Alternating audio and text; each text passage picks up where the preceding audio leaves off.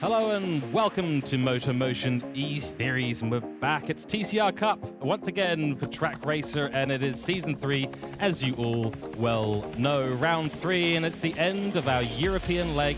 The first 3 races have been fantastic. 2 races, I should say. The third one's going to be fantastic too.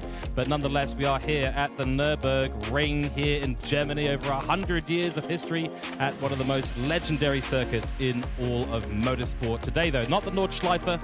It is the Nurburgring GP course for our first endurance of the season. We've got 2 in total, and this one is 90 minutes here at the Nurburgring GP course, which I am very much looking forward to indeed. We've got a qualifying session coming up for you. We've got the 90-minute race. We're focusing today on Lobby 1. We will also have the Lobby 2 results for you too. Those are coming up in short order. Nonetheless, we are very excited to bring you the broadcast once again here at MotorMotion E-Series. We're going to go through a little bit of information, and then we're going to jump straight out on track for our qualifying session. So buckle in, get ready, because Trak Racer TCR Cup is back once again. Another week, another part of our European leg, and next week, we're on to our American circuits. It's going to be a good one. Let's jump into some information right now. So, of course, back in the commentary box, once again, it is myself, George Cooke, joined in the lovely Nürburgring commentary booth by Nick Pautasso and our pit lane reporter, Andrew Scott. He's currently dealing with a few technical issues with his minions and the pit lane telemetry at the moment, so he will be joining us a little bit later in the broadcast. Hopefully, all of that gets fixed up nicely. Otherwise, he will join us for beers and burgers in the commentary box. Not that we condone drinking while you work. But, Nick, pleasure to be back in the commentary box with you once again. Round 3, our first Enduro and the end of the European leg. How are you feeling for this one? Guten Tag there, George. Great to be back here at the Nürburgring. Obviously, the organisers of the Nürburgring 24-hour have just finished up their process of racing over the last couple of weeks, and they've just given us a clear, pristine circuit that is the Nürburgring Grand Prix. So, unfortunately, it's a shame that we're not doing the 24-hour layout with these TCR Cups, because we have seen the real-world TCR cars actually having a go around the Nordschleife section as well as the GP circuit. So it's always been good fun watching those cars in the real world, but we get to take on the legendary circuit that is the Nürburgring. And you know, I love this track, I love this circuit. Like I've said, I'm not overly a big fan of the front wheel drive cars, obviously compared to my driver system, which is the infamous DS4 pad, and it doesn't suit my driving whatsoever. But I have cracked a few laps in the Mazda 3 off broadcast, and I will say these guys are going to be in for a really good time. It's actually quite fun. Like, I actually quite enjoyed those off-camera laps that I've been able to do in the Mazda 3. So I've took a wheel of Lewis Atkinson's Hooncorp Esports Mazda 3 just for a few laps, and yeah, that car's all tuned up, but unfortunately there's going to be a couple of drivers that haven't made the qualifying session, and we'll find out on the news very shortly, but a couple of drivers are going to be missing from qualifying this time around. That's exactly right, and we will get to that information in just a minute. First of all, though, round 3, Nürburgring GP course, of course, and it is 90 minutes timed race here. Endurance time of day will be afternoon. All racing tyres permitted. There is no mandatory, as it is declared a wet race. We've got wet weather coming in later on. We're going to have our qualifying at the moment. Does look to be dry currently, but the weather radars are indicating that we're going to have a quite substantial amount of rain coming through for the race later on today. Tuning prohibited as usual. Drivers will be allowed to adjust brake bias though, of course. And now the Nürburgring GP course, 5.1 kilometers of beautiful asphalt laid down a number of years ago. Fastest lap here, 1:28. We're not going to see that today because that was Max Verstappen in his Formula 1, the RB16. But 15 turns here, very recognizable names. You've got the Mercedes Arena, you've got Advan Bogan, you've got the NGK chicane, some really nice corners as well around turn 6. Turn 7, part of the course that I absolutely love, very tricky to get right, and of course the ever-famous Schumacher S's. Now, this time round, of course, as I said, we are focusing on Lobby 1 tonight for our Enduro. The next Endurance later in the season will be focusing on Lobby 2. We will have the results for you for Lobby 2 a little bit later in the broadcast, so stay tuned for that. But first of all, Nick, the qualifying is just beginning, so I think we get out on track and get started with what's going out on track. So let's head out there right now and get things started. Absolutely. So now we have the cars going on the track right now. So as we said earlier in the broadcast, we are missing a couple of drivers here tonight, obviously due to some technicalities, some technical regulations, an overflow on the fuel numbers for both Lewis Atkinson and Morgan Davey has actually put them uh, at the back of the grid. So they've actually been disqualified from qualifying in this broadcast in this session for 30 minutes. So it's a 30-minute qualifying session, and yeah, obviously with the practice times they've been doing okay. That would put them roughly in that top 5 barrier that we've been seeing with Lewis and Morgan Davey, but they won't be able to showcase that in this qualifying session due to the technicalities that both at Hooncorp and Asta Racing have failed to provide to the racing directors, and yeah, they're not going to be able to participate here tonight, unfortunately. Yeah, always a shame to see some drivers not able to get there in qualifying, but you know, it's a 90-minute race, Nick, so yeah, there's plenty of time to get some work done out on the track. You've got to get some moves done early on, and as long as you've got the pace to do so, and we know the likes of Lewis Atkinson, he's been an incredibly fast contender so far in the series. I mean, he's currently sitting second in terms of overall points on 197. Steph Franson, of course, leading us away with Street to Track. And speaking of the team title as well, Hooncorp Esports, who Lewis drives for, I mean, they're second place right now, only 9 points in it between Meet Cougar and Hooncorp Esports. And that does mean that we're in for quite a race, and Lewis Atkinson's going to have to do a lot of work this time round to make sure that he can get the points that they need to keep in the fight, keep Meet Cougar out of the running for taking a clean sweep as they have done in previous seasons. But I always love that. I always love to see a bit of a recovery drive. So if you're not necessarily able to qualify on pole position, then you know you've got a chance to have a really fun race. Lots of overtaking, lots of strategy and execution involved in it. And I think that's satisfying as a team and as a driver as well. Yeah, absolutely. And you know, you've got your drivers, you've got your sprint race drivers, you've got your middle range drivers, but then you've got drivers that really are an expert when it comes to enduros racing. So because it is a 90-minute session, I was about to say 90-minute qualifying. Geez, that would be something different. That would be something If it was going to be, I was going to say it was if it's a 90-minute endurance race, you have to look out for the drivers that could be really strong in those kind of formats, because it is the long game. It is about the strategies. It is about getting track position early on. And you know, I've seen Lewis Atkinson and Morgan Davey as well really have their fair share of endurance racing in the past off the MotorMotion E Series calendars, and you know, they're going to be ones to watch throughout this season. Another one that's going to be keeping our eyes on will be Scott Taylor in GLR Scotty. He's actually quite known to be a very good enduro driver as well. You know, saving the fuel, saving the tires, just going a few laps extra than his rivals, where the rivals just are constantly pitting. So, and we saw at Brands Hatch as well with Scott Taylor, his fuel numbers was fantastic, as well as what we have with Matthew Joynson in the 777 Juice Motorsports entry. So look out for those two when it comes to the 90-minute enduro later on. But Scott Taylor is on a hot lap. He certainly is, and everyone will be on their first hot laps in just a few moments. We've got one last person crossing the line now to begin. And yeah, Gridline Racing, they've been really consistent with the endurance formats. Certainly Scotty's been first and foremost in their team in terms of organising strategy and such like that. Does a really, really good job in these longer formats, and I've had the privilege of having a couple of chats to him about that in the pit lane. Of course, Kung Fu Racing and Gridline Racing not sharing any secrets between each other, but some innocent hints and tips have been shared between the teams on occasion.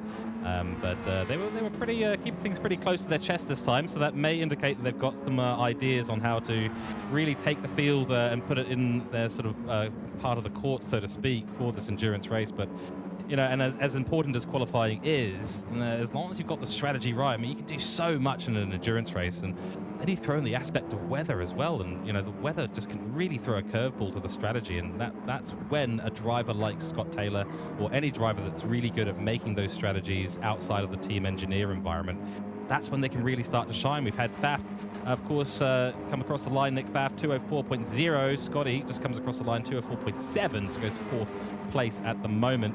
And we've got Matthew Joynson as well, has done a lap, got himself up into P4. Actually just been pipped though by Mark Pacheco, I believe that was. Yeah, so it looks like so far the early stages of this first part of qualifying, we're nearly not even 5 minutes into the session, but it looks like the PCR boys in their Red Bull sponsored Mazda Group 3s are setting the early pace, with Jeremy Crow and Birdman leading the way on provisional pole position, ahead of now Rob Jacobs, that's actually come through into P2, so just as he crossed the line there. So, and Mark Pacheco sitting in 4th place. So some good starts there for the PCR drivers, but it is early stages. The track is still quite green. We did have a massive downpour on the yesterday, so at the Nurburgring. So the track is very green. So all these guys are just trying to get some rubber, lay some rubber down, try and find some extra grip, and the times will start falling down pretty soon. Yeah, and actually, there's another point as well around the Nordschleife, because you made this earlier, and I do want to mention it, because I mean, Nordschleife is absolutely my favorite track of all time. I love driving it in a number of different platforms. Here in GT7, it's a lot of fun as well. Just not quite sure how I'd feel about these FF cars that just destroy their front tires at a circuit like the Nordschleife. It might be one of the reasons why they decided that, or maybe just the cost of hiring out the Nordschleife was just a little bit too extreme. I'm not quite sure what the reason was, but I'm not sure how I'd feel in these cars around the Nordschleife circuit. So it's probably a little bit of a blessing in some ways. Oh, that's a penalty. Matthew Joinson dives into the pits. That's I think the race director might be having a chat to him about that. That was a little bit cheeky to cut across the track. I mean, he had the opportunity to do it, I suppose, but it was a very late lunge into the pit lane there to get off his hot lap. 1.5-second penalty. That's going to happen at the NGK chicane, though. You know, you're cutting those curbs a lot. 1 millimeter too far, and that'll be across the white line as we see Mark Pacheco improve his time, personal best, 2:04.086. Not quite good enough to pip Rob Jacobs. We've had Luke Stone jump up into P3 and Faf into P2, but Jeremy Crow, 2:03.5. I mean, that's a stonking time to start off with.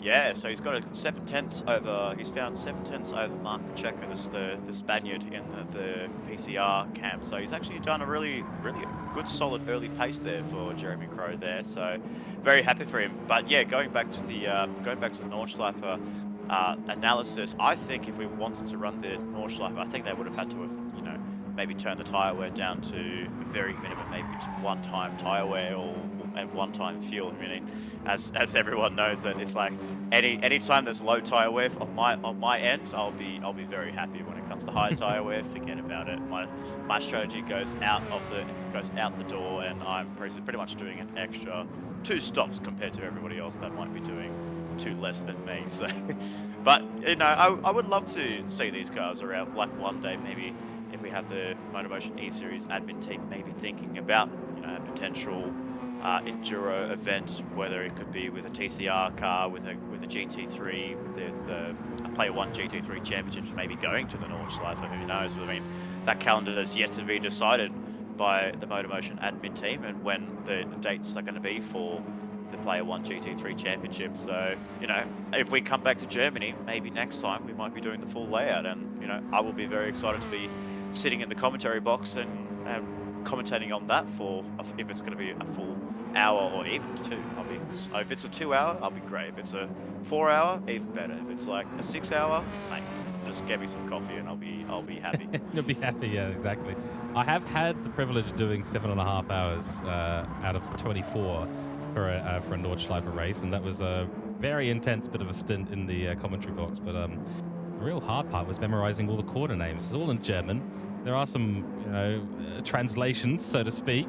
But 170 corners, not easy here in the commentary box. We talk about how, I don't think it's, drivers can have fun out there on the Nordschleife. We're in the box sweating over a track map, trying to figure out what the name of the next corner is. By the time we figured it out, we've driven past it. But it is a challenging place. But it's, especially with the addition of it, it's now been added to the calendar for GT World Championships. So that means we've got GT3 class racing as part of the GT World Europe calendar now at the Nordschleife. So it's becoming more and more popular. I mean, the 24 hours of Nordschleife, it's on every driver's and motorsport fans' bucket list to get out to that place and go and enjoy the sights and the scenes and the smells, so to speak. Eat a bit of bratwurst, drink some nice beers, hang out next to the fires with all the rave music going on.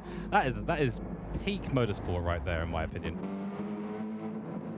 Oh, absolutely, and it'd be such a great experience. I think if anyone would have the chance to go to Germany at the same time that the Nurburgring, that the 24-hour is actually happening, or any GT3 Euro GT3s going around that track, you would be silly to not take advantage of going there and experiencing the the lifestyle. And plus, it's an open track. Any time during the year, it's open for pretty much 365 days a year, except for the big events, big racing events. And but you can actually just hire a car and hire your own daily driver and go for a spin around the Nordschleife. So obviously there are some rules and regulations on what you need to do to drive around that track, but you can all you have to do is just pay the fee, probably attend the driver's briefing, and yeah, just enjoy yourself a few hot laps around the Nurburgring. And I think for me, one day, you know, if I ever had the chance to go back to Germany, which I've been a couple of times, that would certainly be on my bucket list for sure. Oh, I'm super jealous. Yeah, that's one of the places that I do absolutely want to go. You know, maybe spend a bit of extra cash and get a real driver to drive around in a real car, instead of probably end up being me pottering around in a Toyota Corolla at 10 miles an hour and causing all sorts of incidents. I just don't want to risk that. It could be worse. Yeah. It could be worse than Bathurst. You're doing 60 kilometers around Mount Panorama, so. Yeah, that's yeah, it's going to cause an incident, isn't it? I mean, I don't want to be that guy. I'll just get a bunch of road rage and I'll have a terrible day. But yeah, nonetheless, speaking of people who are not currently having a bad day, the top three right now separated by all of 53 hundredths of a second. Luke Stone has taken P1 at the moment, 203.498. Jeremy Crow is just coming on another outlap at the moment. We're on board with him at the moment. Nick Pfaff, though, 9 thousandths of a second behind Jeremy Crow. So Nick Pfaff on an absolute flyer too. Is very, very close for Asta Racing, who have got a fantastic driver lineup now. I think they're very happy with the rearrangement they've made in terms of their driver lineup. Seems to be working out quite well for them, but nonetheless, they will they've still got a lot of work to do in this championship so far, but we will see how they progress. And Birdman, he is just, yeah, he's right onto it now. PCR really been impressive this season so far, and we have talked about the combination of Mike Pacheco and Jeremy Crow. They've been working incredibly well together. This lovely PCR livery as well, all Red Bulled up, so to speak, and he set a purple first sector there, so it's looking good. Does miss the apex, though, at turn 6, not necessarily ideal, but actually you don't lose too much time through a lot of these corners. Turn 6, 7, 8, you don't really need to be hitting the apexes as much. It's really all about the drive off the corner. Yeah, I was going to say, like, going through the forward curve there, turn 5 and 6, if you run wide at turn 5, you actually get saved by the turn 6 braking zone, so you can really just narrow up your entry into that corner and then really just push your car wide going into the exit of turn 6 before you go down to Dunlop chicane. And now he's coming through the Michael Schumacher S's, the famous Michael Schumacher S's. We have our center S's at Brazil, and in Germany they have the Michael Schumacher S. But Jeremy Crow on a hot lap there, he's setting some PBs there. He was only 600ths away from his personal best, but if he was 600ths away from his personal best, it's actually going to put him up towards the front there, and he's actually gone quicker on his PB time. So a PB could potentially lead to provisional pole position and topple Luke Stone's 2-minute 3.498. But what I think is that maybe Luke Stone had a really strong sector in that last chicane there, the NGK chicane. But saying that, Nick Pfaff has now gone up to the top with a 203.3. So let's see what Birdman can do. Can he get himself into P2 on the 13th minute of this 30-minute session? He does. Very nicely done there, 2-minute 3.475. So he's only just under 2/10 behind Nick Pfaff in the Asta Racing 747. We always commentate with Ando's 787, but we know we've got Nick Pfaff 747, and he's doing really well into P1, and very good consistency by the man in Nick Pfaff. Had a brilliant race last time out with Lewis Atkinson and Steph Franzen. When we don't have Steph Franzen joining us in this lobby, he's down in lobby 2, so maybe one day we'll be able to see what he's doing at the end of this broadcast. We'll be able to broadcast to you the lobby 2 results, as only lobby 1's been recorded tonight. Yeah, that's right. I mean, it will be an interesting lobby to see me, Cougar, Hooncorp, Street to Track, Lightning, PCR. It's the top 5 teams. All 5 of them in the same lobby would be something very, very special, because they've all got very strong driver lineups this type out, and that's actually been a real feature of this so far. The strength of the field is just so good, which means the margins are absolutely tiny. Luke Stone's just taken away the top time from Nick Pfaff with a 203.0, which is a brilliant time. So I get the feeling, we had that earlier rain, but I get the feeling the track conditions are just evolving and evolving and evolving. Then, of course, they've had a short amount of practice earlier on today in slightly worse conditions, so everyone's still getting used to the cars and how they feel around a course like this. That means that we're going to have people dialing in essentially throughout the session, 30 minutes, so plenty of time to do it. You just want to get a couple of bankers in there, really, and then start pushing the car like crazy, and I think we've just entered that phase because we are now halfway through our qualifying. 15 minutes now to go. Luke Stone leads us away from Nick Pfaff, the Lightning Motorsport driver. And Luke Stone, he is up there at the top right now, doing very, very nice work currently in the number 53. Then Rob Jacobs, of course. Jeremy Crow's been pushed down to 4th. Matthew Joynson finds himself up into P5. We'll have a look at that Juice Motorsport car at some point soon. Then Mark Pacheco, Mitch Collin, and then GLR Scotty currently rounding out your top 8 as it stands right now. 203.0. Mate, if we could do that at those kinds of times, we wouldn't be here in the commentary box, but that is pretty quick. Like I said, I'm happy to stay in the commentary box and stay away from these cars, in my opinion. Yeah, so I'll be happy to take your role if you want to drive your Kung Fu Racing entry. Well, I think I might have to. We've had a little change up in Kung Fu Racing. Unfortunately, one of our drivers has had some family emergencies and had to pull out for a number of weeks. So we've got a replacement in the legendary Shane Attard has come into the team alongside Colin Fee. So we all know Shane Attard. He's a fantastic racer, being a big staple point in GT3 Championship in the early seasons of TCR. He's a well-known member of MotorMotion E-Series, so very stoked to have him, but looks like I might have to drive the car next week because Colin Fee's unfortunately available. So you might just see me in the car and dead last, I think. Well, that should be an exciting call there. I mean, it can't go as bad as what I did with when I was racing for Yes. RN Racing in the Peugeot RCZ. So it could be worse. Yes, well, I do recall that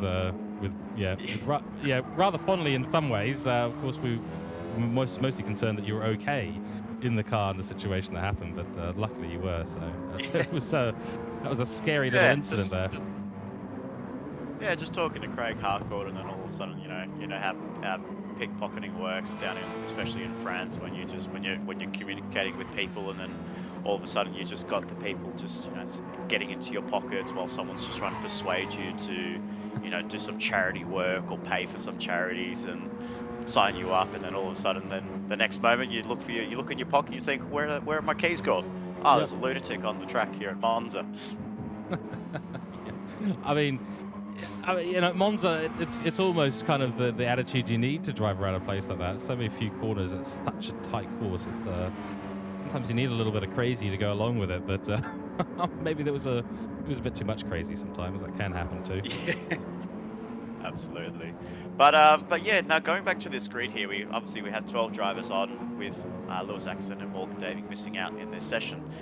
We have to look at the teams that we have here. So we have Lightning Motorsport that's leading the way with Luke Stone, the Scotsman, flying up into P1. Then we have Nick Pfaff for Asta Racing, Rob Jacobs sitting in 3rd position for Hoon Corp Esports, Jeremy Crow for PCR, Matthew Joynson in Black Friday in 5th place for Juice Motorsport. So 5 teams inside the top 5 shows some really good consistency and some really good pace set amongst the field here. But we kind of have to look at the team aspect as a whole, and obviously we might have to look to the big picture in the race. But you've got all these teams. You've got Hoon Corp Esports in this lobby. You've got Asta Racing in this lobby.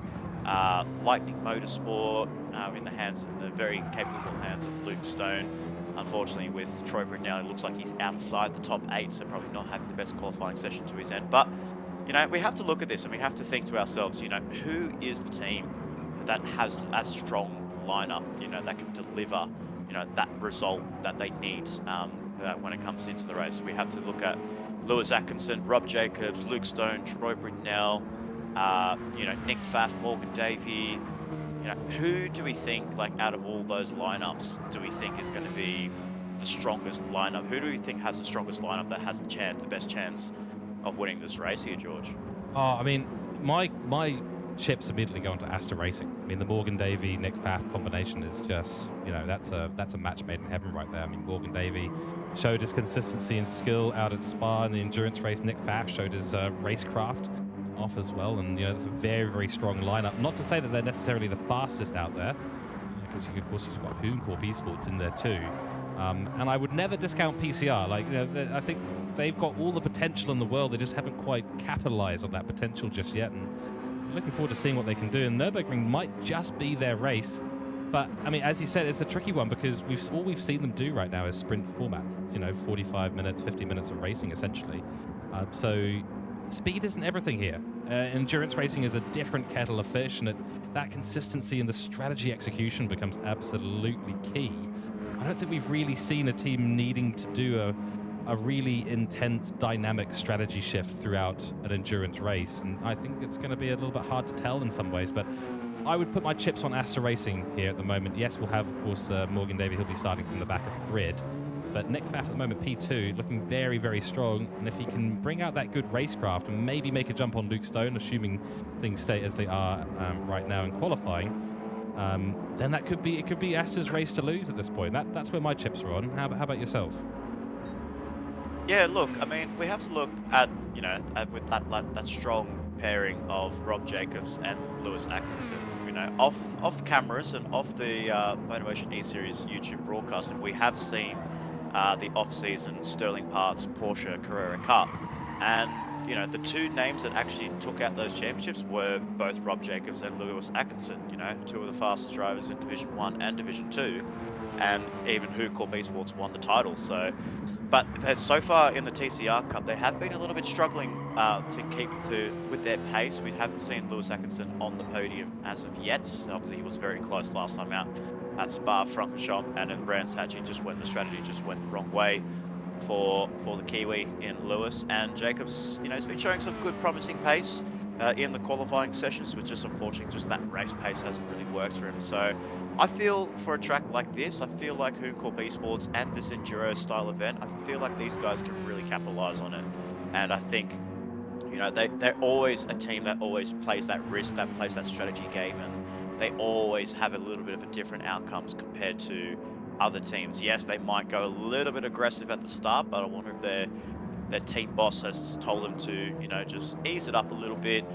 Just let's play the long game. Let's get our hands on some endurance racing. And I think Lewis Atkinson as well. He's a very good driver when it comes to endurance racing. So I will definitely be keeping my eyes on both the 151 and the 744 in Rob Jacobs as he comes through the line there, sets another PB lap time. Still stays third though, so the gap between him and Luke Stone is just under 3/10, but only 0.05 away from Nick Pfaff. So, you're predicting Astor Racing, I'm predicting Hooncorp, and it's the same. It's probably going to be the same result as we saw at Spa-Francorchamps. We might get some great racing action for the next 90 minutes of racing. Agreed, and both our predictions right now are currently not sitting on the lead grid spot in qualifying. So who knows what happens in the commentary box. Our prophecies never really turn out to be true.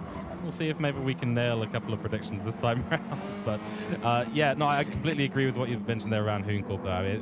Certainly in the early couple of races, we've seen them go really hammer and tong and really send the car as much as possible. That has definitely come back to bite them. And it's, we know that the Cougar drivers, for example, they're very sort of paced and they don't like to push the car too hard. And they usually win based on that strategy execution as well as, their inherent pace and talent they've got in the team. So, maybe there's a few drivers and teams out there learning a little bit from what they're seeing around the grid. It's always a bit tricky to get your head around how the TCR cars are best operated. And yes, at full send has never really worked in a category like this. We've got reasonably high tire wear on this, the fronts go off, and then suddenly you find yourself, you can't turn, you can't defend, and then things can go from sort of bad to worse in a very short amount of time. And that's the nature of the TCR racing, and it stays relatively the same, I should say, in endurance racing, and you almost need to pace yourself more throughout those races. But you can still go hammer and tong. So there's a potential there for the Hooncorp to release their original style of racing. So I think it's definitely something we have to keep an eye on today, is whether or not there's been a big adjustment in race strategy from anyone out there.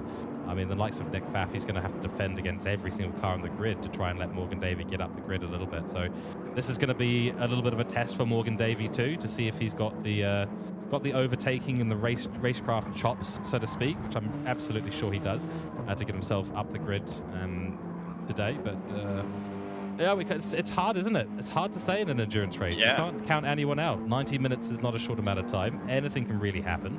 Pfaff going purple again in Sector 1. And the qualifying grid really means very little after the first 5 minutes. Yeah, we also have to remember as well, we are predicted to be getting some heavy rain. So, you know, all of our predictions with Asta Racing and Hooncorp Esports, maybe there could be some great, we could see some great wet weather masters around this track between those two. But at the same time, you know, they might not be strong in the rain. They might have to use that early pace in the dry to get away from the pack, or in the case of Lewis Atkinson and Morgan Davey, they need to try and, you know, get their way up to the field quickly before that rain comes in, settles in. So, and you know, many of these drivers, we haven't seen too much wet weather racing so far in MotorMotion. I don't recall any wet weather racing that we've seen so far. So this might be actually the first time that we are seeing some wet running for our boys here tonight in the TCR Cup. Yeah, you've got me scratching my head. I think you might be right on that. I don't think we have really seen a proper wet weather, certainly not a wet weather enduro, but we haven't seen any proper wet weather driving in a very long time at TCR Cup. So yeah, this could be a fascinating indicator. So essentially an even playing field. No one's really got, you know, the advantage or has had the best strategy in past seasons or past races. And that could mean we're in for a really exciting bit of strategy execution here today. And I mean, I don't envy the drivers. I mean, wet weather with these cars and the tires that go off, you have to be so precise. Nurburgring can be very variable as well with regards to its weather. The wind can come in, sweep across the valleys here. Lots of undulating valleys, so you can suddenly have weather drop in. Looks like it's far away, but then suddenly it's right on top of you, and sometimes it looks like it's right on top of you, and it's actually very, very far away. So they're going to have to really be on their toes all the way through the race. Certainly don't envy them at all. At least we've had a dry qualifying so far, so everyone can just go absolutely hammer and tong and see what their cars are capable of. So they'll know the upper limit of what the car can do in the dry, but I mean, when we ran the practice session earlier on, it was still drying out a little bit. We weren't in wet weather conditions as such, so I don't think anyone's really had a lot of running on the intermediates or the wet tyres at all. No, absolutely right. So it's going to be a blind game for all of our drivers here tonight, and we're very excited. So we're about just a little bit over 3 minutes to go as we run through the grid. It is Luke Stone leading the way in position 1, setting that overall fastest lap of a 203.071. Then we have Faf747 in Nick Faf in position 2. Rob Jacobs rounding up the top 3 as the drivers are coming in for that last pit stop and, you know, putting on some very fresh, soft rubber to try and extract the maximum out of their Mazda 3 Group 4 machinery, the little hatchback that was brought into the game last year, September last year, for an off event for the GT Open Challenge back at Food, and we managed to get the car onto the game for all the users to play around, and it always turned out to be the most OP car in the Group 4 category. But they've actually dialed it down a bit, and it's actually opened up a lot more Group 4 racing back in the daily races and in other championships as well. So dialed it down a bit, but these guys are still extracting the maximum out of the car there. So we're seeing some PBs flying through. Everyone's setting some PB sectors. Not too many purples on my off camera here at the moment there. So everyone's just still starting to get these tires into the working window, and it's all about just trying to extract the maximum that you can from this car with only just under 2 minutes to go. So literally all these cars that come across the line are only going to have one more lap here, George, and it could produce a very spicy end to this qualifying session. Couldn't agree more. Yep, it's going to be exciting. We've got 1.5 minutes remaining, so those on a lap right now will get one more lap after this, but then it'll be all over. 2 minutes lap, of course, so you need to be starting a lap in the next sort of, minute and a half, otherwise you are going to be out there. So those who have started a lap just now, they won't be getting a second lap. So we've got a few cars in that situation. We're on board with Matthew Hatton at the moment, number 45, the second Juice Motorsport car, teammate to Matthew Joytson, going through the NGK chicane. Let's see if he can get himself up from 11th. But at the moment, we've got Mitch Collin in P8, Mr. Sarte in P9, Troy Britnell in P10, this man right here, Hatton, in P11, and then, of course, Michael Daly, the number 79 car. Hey, we finally got it right, in P12 as it stands right now. So across the line, and it's not an improvement there. So this will be the last lap for Matthew Hatton. He's got to do it now, or not at all. He'll have to deal with the fact that he'll be starting from P11. There's Michael Daly. He's managed to get onto a lap as well, so that's good. As has Luke Stone. So Luke Stone will go for another lap, and he's still 2/10 clear, Nick. 2/10. That is a significant amount. he has shown some real pace today, and we've been impressed with Luke Stone so far from what we've seen. Has yet to really produce, like, the race win and the ultimate race, but this could be his day today. He seems to have the Nurburgring course really nailed down. We've got the car really dialed in. Obviously a quick learner, quick adapter, and a 2:03.0 is a very impressive time, and even the likes of Nick Pfaff not able to match that right now. So this is really his, and oh, look at that. Sector 1, he's nearly 2/10 up on his time. Knock, knock, boys. Oh, and there we go. So, welcoming in Andrew Scott, our pit lane reporter. There is room for you, mate. Yeah, and look, we discussed it earlier on that the pit lane telemetry was having a bit of a funky time this morning. Has that been resolved, or are you going to be joining us here for beers and burgers all race? It hasn't, unfortunately, so I'm not going to have the usual data that I have at my disposal, but I'll hopefully be able to offer something. Now, I want to dispel a couple of rumours too. There was some rumours floating around that I wasn't with you from the start due to an unfortunate incident with one of the Gridline racing team members over the Mikuga supercomputers hacking incident, but that's all total fabrication. There was another one about a certain unsavory incident with a beer wench at the Hogarden stall as well. That's not true. The real reason I'm here, guys, is because I just forgot my umbrella. Ah, well, there you go. So we thought... Well, I mean, I don't think you need it at the moment. No, not at the moment. I am told, guys, it is going to pour down today. It is. The weatherman tells me. We can see the weather, and it's going to come in relatively short. Here I was thinking you were dealing with the technical side of things with the pit lane telemetry. It must be... here we go. Oh, so actually he did lose that time. Okay, well, that's unfortunate for Luke Stone. He was really finding a lot of time. We've got a lot of cars now settled on the grid, finished their laps. We've got Jeremy Crow coming across, and then GK Chicane right now. So let's go on board with him. It looks like he will be the last man to cross the line. Then we'll go and we'll chat about the pit lane telemetry and the rumors that have been circulating around Andrew Scott, which will be very entertaining. And then we'll be able to get in the race as the teams do get themselves prepared. And I can see that the weather is going to be coming in very short order. Across the line we go. Birdman and Jeremy Crow does not improve. And that is going to be our grid for this race coming up. 90 minutes coming up very, very soon. So let's go off track now, and we can relax a little bit. We can talk about these rumors. We can get Andrew Scott settled in the commentary box. We'll just bring in a chair for him right now. Luckily, we always have a spare microphone here, so he'll be using that today. But yes, welcome in, Andrew. Good to have you in here. And I'm going to leave you guys to chat for a little bit while I go and get some stuff set up and have a chat with our race director. So I'll be back in just a few minutes. I'll leave you guys to it. Yeah, absolutely. So that was a really good... Yeah, good. That was a very good qualifying session there that we had with our drivers here. So actually very surprising that no one actually managed to improve their laps on that final sector. So very surprising. We did see Luke Stone put in a really good first couple sectors, but then just lost it in that last one. So maybe just the tire pressures were fading away from the Lightning Motorsport. But nonetheless, it is the 53 in Luke Stone that has taken out the Nurburgring Grand Prix pole position award presented by MotorMotion E-Series for the Trak Racer TCR Cup. Nick Pfaff, after staying up on the top step for quite the majority of that session, has dropped down to P2. Rob Jacobs, the surprise qualifier, in position 3 for Hooncorp Esports. So watch out for the 744 playing the strategy game to help his teammate in Lewis Atkinson get himself up towards the front of the field.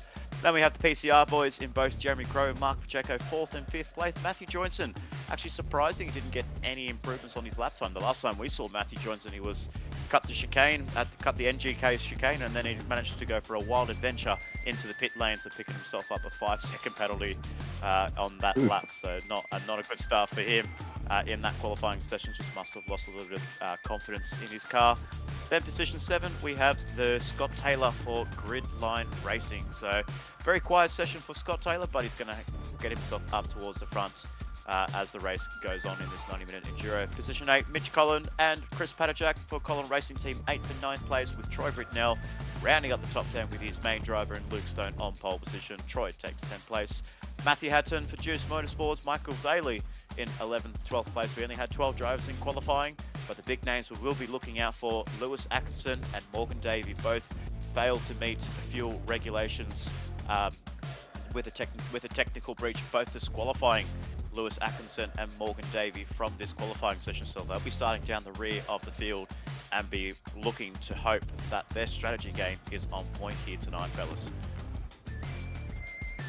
Yeah, my money, I heard you talking about your tips for tonight's race, and my money's got to still be on the proven speed. That is Morgan Davey. I think Lewis still coming to grips with the car, I think. So he's down a little bit, not quite at his normal blistering pace, that is. So my money's on Morgan Davey tonight. I reckon he can come from the back. In a 90-minute race, it's not such a big penalty to be starting at the back. So depending on strategy and keeping it clean, that's my tip tonight. Those are good tips indeed, and we will be getting started very soon. Endurance racing. It's our first endurance race of the season. Okay, the end of the European leg here at the Nurburgring GP course. I think we're all looking forward to this very much. So I do have to report though, as we have taken that quick break since qualifying, it looks pretty sunny out there, but we talked about this. The weather can change very quickly. Of course, on the cameras, they're all pointed at the track. So you wouldn't have seen the skies above, and the rain has come in very, very quickly. The track is already a little bit damp out there, so we're going to have to see exactly how these cars deal with it. But the conditions have changed quite rapidly here at the Nürburgring, which is going to make things absolutely brilliant. So we look forward to this very much. Yep. Tyre choice is going to be absolutely key at the start, and as you said at Ando as well, starting from the back of the grid may not be the worst thing in the world. It is an endurance race after all, so as much as qualifying matters, it also is a little bit of a moot point, because your strategy execution across the 90 minutes, your adaptation to the weather and the conditions out there and what the other drivers are doing is going to be absolutely paramount. So we're going to go out on track in just a moment. They are almost ready for us. So maybe some final predictions from everyone. Of course, in chat, welcome in. A couple of housekeeping items here. You're watching MotorMotion E-Series here. It's the Trak Racer TCR Cup, Season 3, Round 3, our first endurance, 90 minutes ahead of us. No mandatory tyres today because we do have a wet race ahead of us. Welcome into chat as well, watching on YouTube. Give us a like and subscribe too. That is always much appreciated. And check us out on www.motormotioneseries.wordpress.com. Fellas, some final predictions before we get into things. Look, I mean, I'm very excited for this race. We've got 14 of the best drivers here in Lobby 1 at the MotorMotion E-Series Trak Racer TCR Cup. You know, like as I've been saying, I will be keeping my eyes on that Hooncorp drive pairing of Rob Jacobs and Lewis Atkinson. But, you know, as the only Kiwi actually on the track there, and Kiwis are very well renowned to be very fast wet weather drivers, keep your eyes out on the man in 151 in Lewis Atkinson to really take advantage of that wet weather downpour that we have at the moment and working his way up through the field. So I'll be keeping my eyes very close on him, and you know, be very happy to see him finally have a good crack and finally get himself that victory that he hasn't actually gotten in his MotorMotion career. He hasn't actually gotten a victory in MotorMotion E-Series in the Trak Racer TCR Cup. So this could be his first one, and I have high praise for him for being that wet weather driver. Too right. So we've got chips from me on Asta Racing. We've got chips for Nick on Hooncorp Esports. Let us know in chat who your chips are on. Andrew, who are your chips on today, team-wise? Well, Asta Racing, I think, is going to be where my money's at, but I'm never going to count out the Juice Motorsport boys or the Gridline Racing guys. So they always come good with their strategy and consistency. So expect them to move up through the grid, possibly podiums. But for the win today, I've got to go with Asta. Fantastic. All right, there we go. So there you have it, ladies and gentlemen, and we are now ready to get down onto the Lobby 1. 90 minutes will start in just a moment. So let's get out on track and get this race started. Luke Stone, of course, will lead us away, followed by Nick Pfaff. We're about to go green. The race start has been initialized, and there's the red light, and there is the green light going right now. We are racing 90 minutes ahead of us. Round 3 begins right now. Luke Stone's got a good start. Of course, it's not a grid start this time out. We do start in single file, and that means it'll be a nice, easy one through the Mercedes arena for the beginning of this race. Luke Stone navigates that nicely, taking a wide line into the second part of the Mercedes arena. Nick Pfaff looking really, really aggressive, though, right on the back wing of Luke Stone. He's under pressure already, is our leader in Lightning Motorsports, number 53 car. And there's Rob Jacobs in the Hooncorp Esports Esports car making a little bit of moves there, trying to get up into this battle, because this is really going off now at the beginning. Nick Pfaff really putting the pressure directly on Luke Stone at the beginning. Is it going to be a big send up the inside? No. Luke Stone breaks nice and late, gets through cleanly at this stage of the race. No other major changes on the grid as I can see it right now. The two PCR boys, P4 and P5, still at the moment just hovering behind what battle that could be forming just ahead of them. Pfaff's not had a great run through turn 6 and turn 7. How's he going to go through here? He's okay at the moment, but the Hooncorp Esports car is going to be right in this battle. That was a great exit from Nick Pfaff, and we go into the Schumacher S for the first time in this race. It does look like the weather has already come out in force. 3.3 meters per second wind coming from the southerly direction. That is going to create a few aerodynamic issues, and Nick Pfaff taking an inside line. You try around the outside, maybe. He's all over the back of Luke Stone at the moment. That is a lot of pressure to deal with at the beginning of an endurance race. Pfaff wants to get it done early. He wants to get it done right now. He's going to try the inside line. Advenbogen, we go down the long back straight and in towards the NGK chicane, and they are side by side. Nose ahead for Nick Pfaff. He's taken the lead as it is right now. It was not a good exit through there for Luke Stone, and Rob Jacobs is now side by side as well. 3 wide into the chicane. What a great opening. Who's going to come out on top? Rob Jacobs around the outside of Nick Pfaff. Beautiful work there. Stone's going to have to deal with the outside. He holds on to P2. Wow. Hooncorp Esports up into the first position. So far we haven't completed the first lap there, but for Rob Jacobs from 3rd to 1st, going 3 wide, going into the NGK chicane, and he's about to lead this race for the first time in his MotorMotion career. Takes the lead in this 90-minute enduro. Wow, what an opening call that was, George. Some great racing all the way down the field there. I can see there's a lot of spray coming from these cars, so the rain has settled down and the wipers are on Nick Pfaff's 92, so it is starting to rain, ladies and gentlemen. The downpour has begun, but it is Rob Jacobs from 3rd to 1st down to the chicane. What a great sequence of opening corners that was, opening lap that was between Luke Stone and Nick Pfaff, and they're still going at it side by side, going into the Mercedes Arena to turn 4. Nick Pfaff holds the outside line and takes P2 away from Luke Stone. Unfortunately, that's not P1, that is P2 for Nick Pfaff, but a great duel and hustle between those two drivers there. But Rob Jacobs, take a bow. That's what you talk about, patience there, ladies and gentlemen. Just wait for the opportunity, wait for the two in front to collide or make mistakes or slow each other up. And, I will have to say that outside move going into turn 1, I think so far that's probably going to be my move of the year, so in the early stages of this Trak Racer TCR Cup. Brave move, that's for sure. Luke Stone loses out, of course. Nick Pfaff will be now hunting down Rob Jacobs. So the Asta versus Hooncorp Esports battle does continue. A little bit gutted here, of course, for Luke Stone, losing those positions early, and that's a bad run through the Schumacher S for Nick Pfaff. He's going to have to go defensive now, and might be losing the outside line. Luke Stone, what a try. This is around the outside. Nick Pfaff's going to have to give him space. Does so, and he's going to have the inside run through that right-hander and onto the back straight. Hopefully he's not compromised himself too much. Looks like Pfaff has got a good exit, so we could be going 2 wide here once again on the back straight. Look who's lurking in the background, though. It is the 2 PCR cars. Well, maybe not, because there's a Juice Motorsport car in there. 5th place for Matthew Joynson. He's taken it. Nick Pfaff backs out of that move into the NGK chicane. But yeah, Pacheco has lost position to Matthew Joynson, who's now moved up into P5. Big tussle going on in the background too. And we've got cars. Lewis Atkinson up into P10. Morgan Davies in P12. They're 3 wide, 4 wide. Oh dear, careful chaps.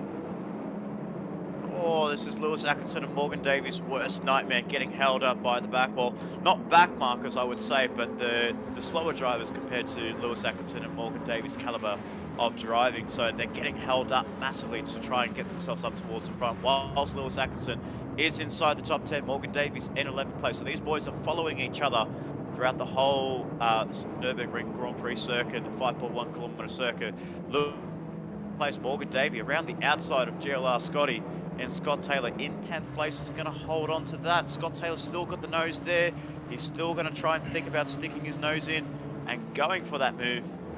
Doesn't look like he's going to get through with, a little bit of door banging between the two drivers, and Morgan Davies finally takes P10 away from Scott Taylor. He now just needs to stay with Lewis Atkinson, because you have to remember, ladies and gentlemen, Lewis Atkinson started 13th, Morgan Davies started 14th. So far, 9th and 10th on lap 3, but It is still the early stages, and we are waiting for that wet weather. We're waiting for that massive downpour to come shortly, but huge incident there between the CRT boys in both Mitch Collin and and Chris Patajek going side by side through the chicane. They did it cleanly, but they compromised themselves, and that's why we saw a cluster of cars trying to get through them.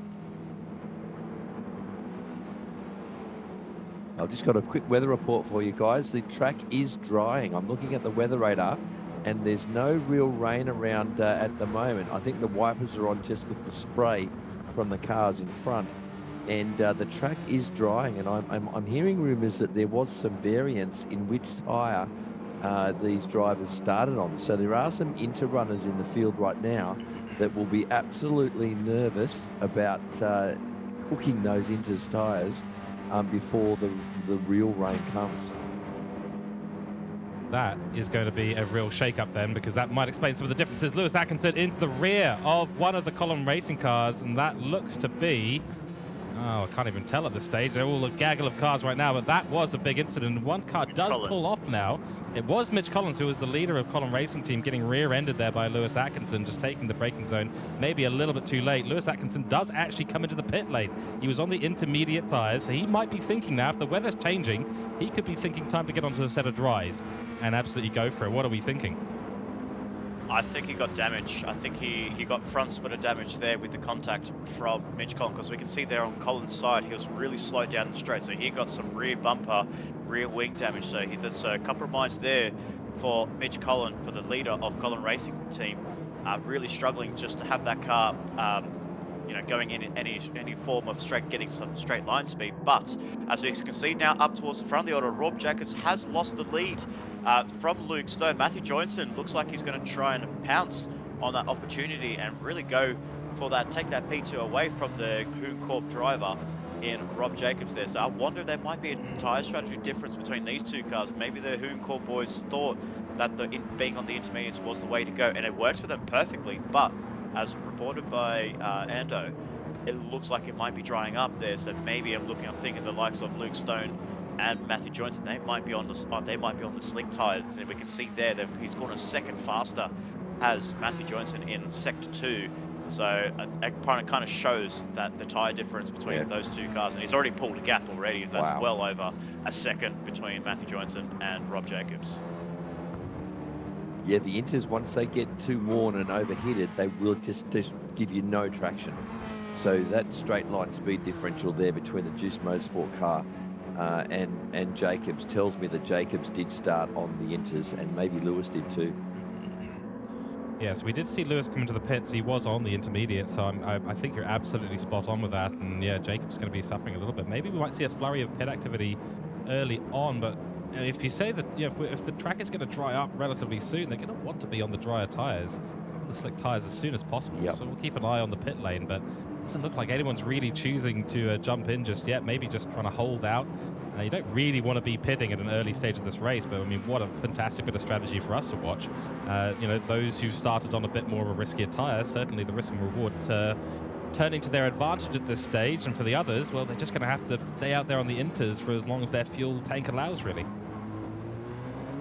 Yeah, absolutely there. So we'll have to wait and see what Jacobs does. Like, I wonder if the Hoon Corp boys are playing that strategy and just playing the waiting game. Yes, they got that first initial part with a wet track, so it's now it was declared a wet race, so no compulsory tyre on the slick tyre, so anyone can go for any compound they like throughout the rest of the race. But at the same time, now they've put on the intermediate tyres, they're just waiting for that massive downpour that's been rumoured and predicted by our Bureau of Meteorology team down in the paddock. So they're looking to think that there's going to be a huge downpour coming very shortly. We can see there on board with Mark Pacheco, he's got the wipers on. They were on for a little bit, then they turned off, and then now they're full ablaze. So I wonder if we are slowly starting to see, now they've turned off again. So I'm very surprised to see what's going on and what's happening around the Nurburgring layout. As he goes for the inside move on Nick Pfaff, he holds it in the inside line. The outside looks to be the favoured line going through the Dunlop chicane, hairpin there, and Nick Pfaff still holds on to P5 ahead of Mark Pacheco. But the biggest surprise so far, Morgan Davey from last on the grid to 7th. That's the biggest move so far on lap 5 of this race. I'm told the Cooke garage is all in unison doing rain dances right now. They would be. Yes, If I it can imagine rains they would now, be. then that's a masterstroke because they saved themselves a pit stop. So, Correct. you know, that could put them in the box seat, but they're leaking oil right now. Any drivers that are on inters out there now are really, really going to struggle with tyre life and also raw pace for now. So, the drivers like the Stones and Black Fridays, if they can get themselves 18 to 20 seconds ahead before the rain comes, then it's going to be game on again after the rain starts and they all end up on the wet tyres. And then it's going to be a choice Oh, of Oh, wow. which wet Yeah. tyre do they go for? but Well, now that's we've it. And now look we've at just this, seen though. some cars in pit lane. Some. Oh, they're We've got Jacobin. half the grid. Yeah. We've They're, got half the grid in the pit lane yeah. right now. They're like Um, lemmings. One of them yeah. goes, they all go. Yeah. Yep. One person pulls the trigger, everyone else goes, you know, well, that's probably a sensible idea. Let's go and do that. So that's really So put the that, advantage back into what Lewis has ended up doing here. And yes, he's quite far behind the leaders right now, but he's got the pace on him. And, you know, 2:05.1, he's got the fastest lap right now. That's nearly 2 to 3 seconds faster than the previous fastest lap. So he's flying right now. This is game on. yeah, but the Yeah, real absolutely. winners are the people that started on softs. Yes. The Luke Correct, Stones and yeah. Black Fridays and Brits Lightning there now in third place. They have saved themselves a pit stop here. So Lewis is obviously going to have to pit for wet tyres as soon as it starts raining again, which I'm told is surely coming. Apparently the rain is on its way, so it's going to rain at some stage. But Lewis has found himself a good distance back from the leaders still. I'll tell you what, George, we haven't really recognised these teams. We got Lightning Motorsports currently first and third, playing the ultimate master strategy, and then we saw as well. Well, we did see the Juice Motorsports in Matthew Johnson, Black Friday, and Matsumako and Matthew Hatton second and fourth. But Lewis, as we see there, is on a charge. He is absolutely flying. But the gap between himself and Brits Lightning isn't too far. But it's just the gap that is between Luke Stone and Matthew Johnson, well up at the NGK chicane there, going in towards the final corner now, and we can see Lewis Atkinson going into the back section of the track, the Advent Bogan, and yeah, it's a huge gap that looks to be well over a pit stop advantage that Luke Stone and Black Friday have got over Lewis at the moment. It did seem like Matthew Hatton was probably still running around on the intermediates, just given the pace difference there. He was just braking about 20 meters earlier and nearly caught Lewis out on that. Lewis made a huge send down the inside and managed to get it done very, very nicely. And these are the drivers here who've now come into the pits already, changed out their intermediate tires. I do call attention as well. Look at this easterly wind. We've got 5.4 meters per second. That is not a small amount of wind, and that does indicate that the weather is going to be shifting rather rapidly. There's Hatton coming into the pits. Confirmed he was on the intermediates. That's why he was so slow. So he might be ruining his decision to not have been part of that pack of cars that did decide to pull the trigger and jump on in and change those tires a bit earlier. And that could be a bit of a costly mistake for him, because now the pack of cars he was fighting with now going past, with GLR Scotty leading them away, and then Jeremy Crow and Mark Pacheco. So this is quite an interesting little organisation of cars here, Gridline Racing and the two PCR chaps, but it'll be quite interesting to see Jeremy Crow and Pacheco fighting with the Column Racing teams as well. That'd be a bit of history there too. But nonetheless, Luke Stone continuing to lead us away. Matthew Joynson in P2, then of course Troy Britnell. He's quite a way back though at the moment, so we will see how we go as GLR Scotty goes purple in Sector 1. But we've got to look there as well. Look at there's still a bit of spray coming off the tyres there compared to what we're seeing around the track there. So on the curbing there, so the curb is still wet, but it's not wet enough for the intermediates, as we saw with Matthew Hudson. He was just so much slower than Lewis Atkinson when he was going for the move there. We just see around the outside, there's a little bit of a wet patch going around the outside line, but there's still enough heat and temperature on these tyres that they can actually take that they can actually run the car wide and not lose traction on the wet patches. So they're doing really well in this stage now that they've got the slick tyres on their car, and really trying to take advantage of it to try and get themselves up towards the front there. Unfortunately for the PCR boys, they have lost out to Scott Taylor, and we always know that Scott Taylor has a very clever mind when it comes to strategy, and it looks like he's done it again over the PCR boys, who were well ahead of Scott Taylor at one point. And well, he wasn't clever enough to pick the right tyre to start on, but anyway. Love you, Yeah, Scotty. absolutely. And then unfortunately, the biggest loser out of all of this is biggest losers actually was Rob Jacobs and Nick Pfaff down in 8th and 10th place, where these guys were fighting for the lead on the first lap. That's right. I mean, what has Yeah. happened here to Rob Jacobs? Give us a breakdown. Well, I think he stayed out on the inters too long. So, you know, the drivers like GLR Scotty that did make that wrong choice to start the race, they took their medicine early, pitted for the slick tyre, and have benefited. But the other difference might be fuel. So some of the drivers, a la Jacobs et al., they may have decided to wait and fill up on fuel as well. So they might have a little bit of a fuel advantage coming into the next pit stops. That is also going to be Especially a when it comes to very the rain as key. well. Well, that's exactly it. It's going to become part of the key cornerstones of the strategy, so to speak. It's weather management, fuel management, and you know your tires. Yes, very important, but that really comes under strategy. And if you can manage the tires right, I mean, we've seen the advantage gained by those at the top right now, starting on the right tires. Yes, it was a bit dodgy at the start, but you know, risk and reward, right? You know, if you want to win the race, you've got to really try something different. And I guess those who looked at the weather sheet a little bit better than the others figured out that staying out was going to be the key thing. And now they've saved a pit stop. Now when they come in and the rain does inevitably rejoin the track, they're going to come in for their first pit stop. They're going to jump onto the appropriate tyre and it'll be smooth sailing. They'll continue to keep their advantage. And the question will be... With the fuel... Okay, sorry, go ahead, Yeah. Endo. So I think there will be a real mixture of inters and full wets as well. So that's going to be fun to watch, guys. That is going to be fun to watch, I can tell you right now. Who's brave? Who's looking to take a few more risks out there on the intermediate? Yeah, assuming the that the rain's heavy. Well, yeah, even in full wet conditions, the wet tyres are better in the corners and under brakes, but the inters are better in a straight line. So it's going to be like watching the Minis and the Falcons and the Mustangs around Bathurst in the old days. It's going to be great. Yeah, too true there. But going back to the point about you saying some drivers actually put on a little bit more fuel compared to the others. Potentially, we saw with Rob Jacobs and Nick Pfaff putting a little bit more fuel in their cars.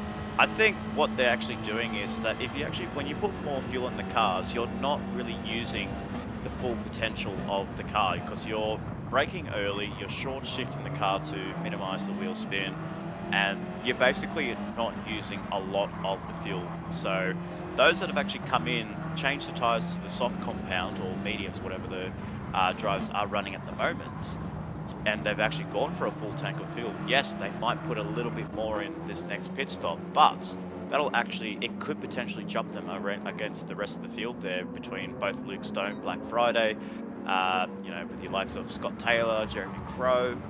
I think those guys, they can, if they have those fuel numbers up in that first pit stop, it can really benefit them in that second stage because short shifting the car, not using the full maximum of the engine power that you've got underneath the bonnet, it's gonna help them. It will help them in the long run to save a little bit more fuel and not lose race pace as well. And now we have a huge update in the battle for P5 right now. GLR Scott Taylor has picked up a 3-second penalty. Now, chaps, Ouch. as far as I know, that's usually a pit lane exit thing, but he's obviously just run wide through a corner and the game has penalised him quite severely for that. Do you have any extra information on what that is? Because that's a huge penalty. Yeah, I can't think what that could have been for, but yeah, it was obviously just must have been a track limit somewhere. But I, for the life of me, can't imagine why it would be 3 seconds. That's really unlucky. I wonder if he's cut turn 4 and gone wide on the exit as well, and maybe picked up 2 penalties, 2 1.5-second penalties. That would probably make more sense because I didn't think you could get a 3-second penalty for track limits.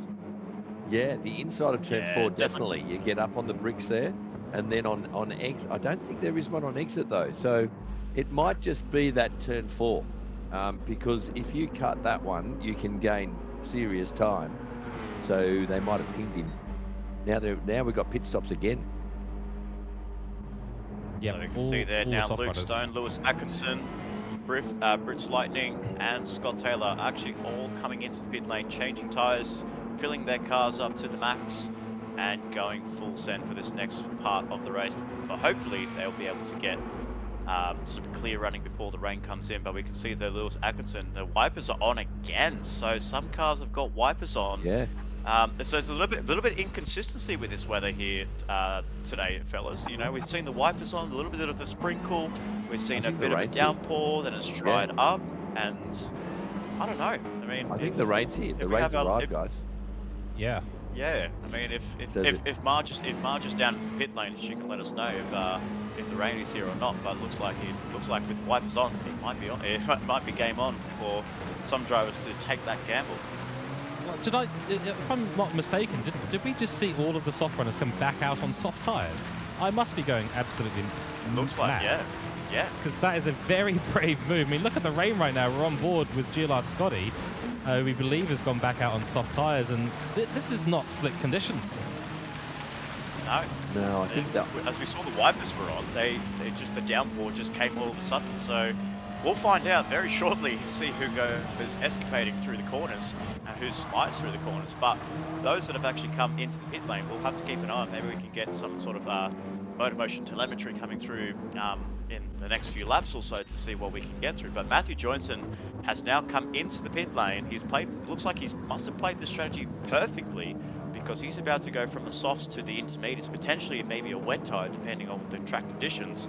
The PCR boys are going for a double stack here, so one of them's going to get held up a little bit between Mark Pacheco and Jeremy Crow here, with Jeremy Crow the lead driver ahead of his teammate in third place. And then we have Chris Patajak in fourth, and we can see that the track is now very slippery, so the track is wet. So it is wet, so the cars that have come in, that are coming into the pit lane right now, What's the looking pit to pay entry? the ultimate prize to you.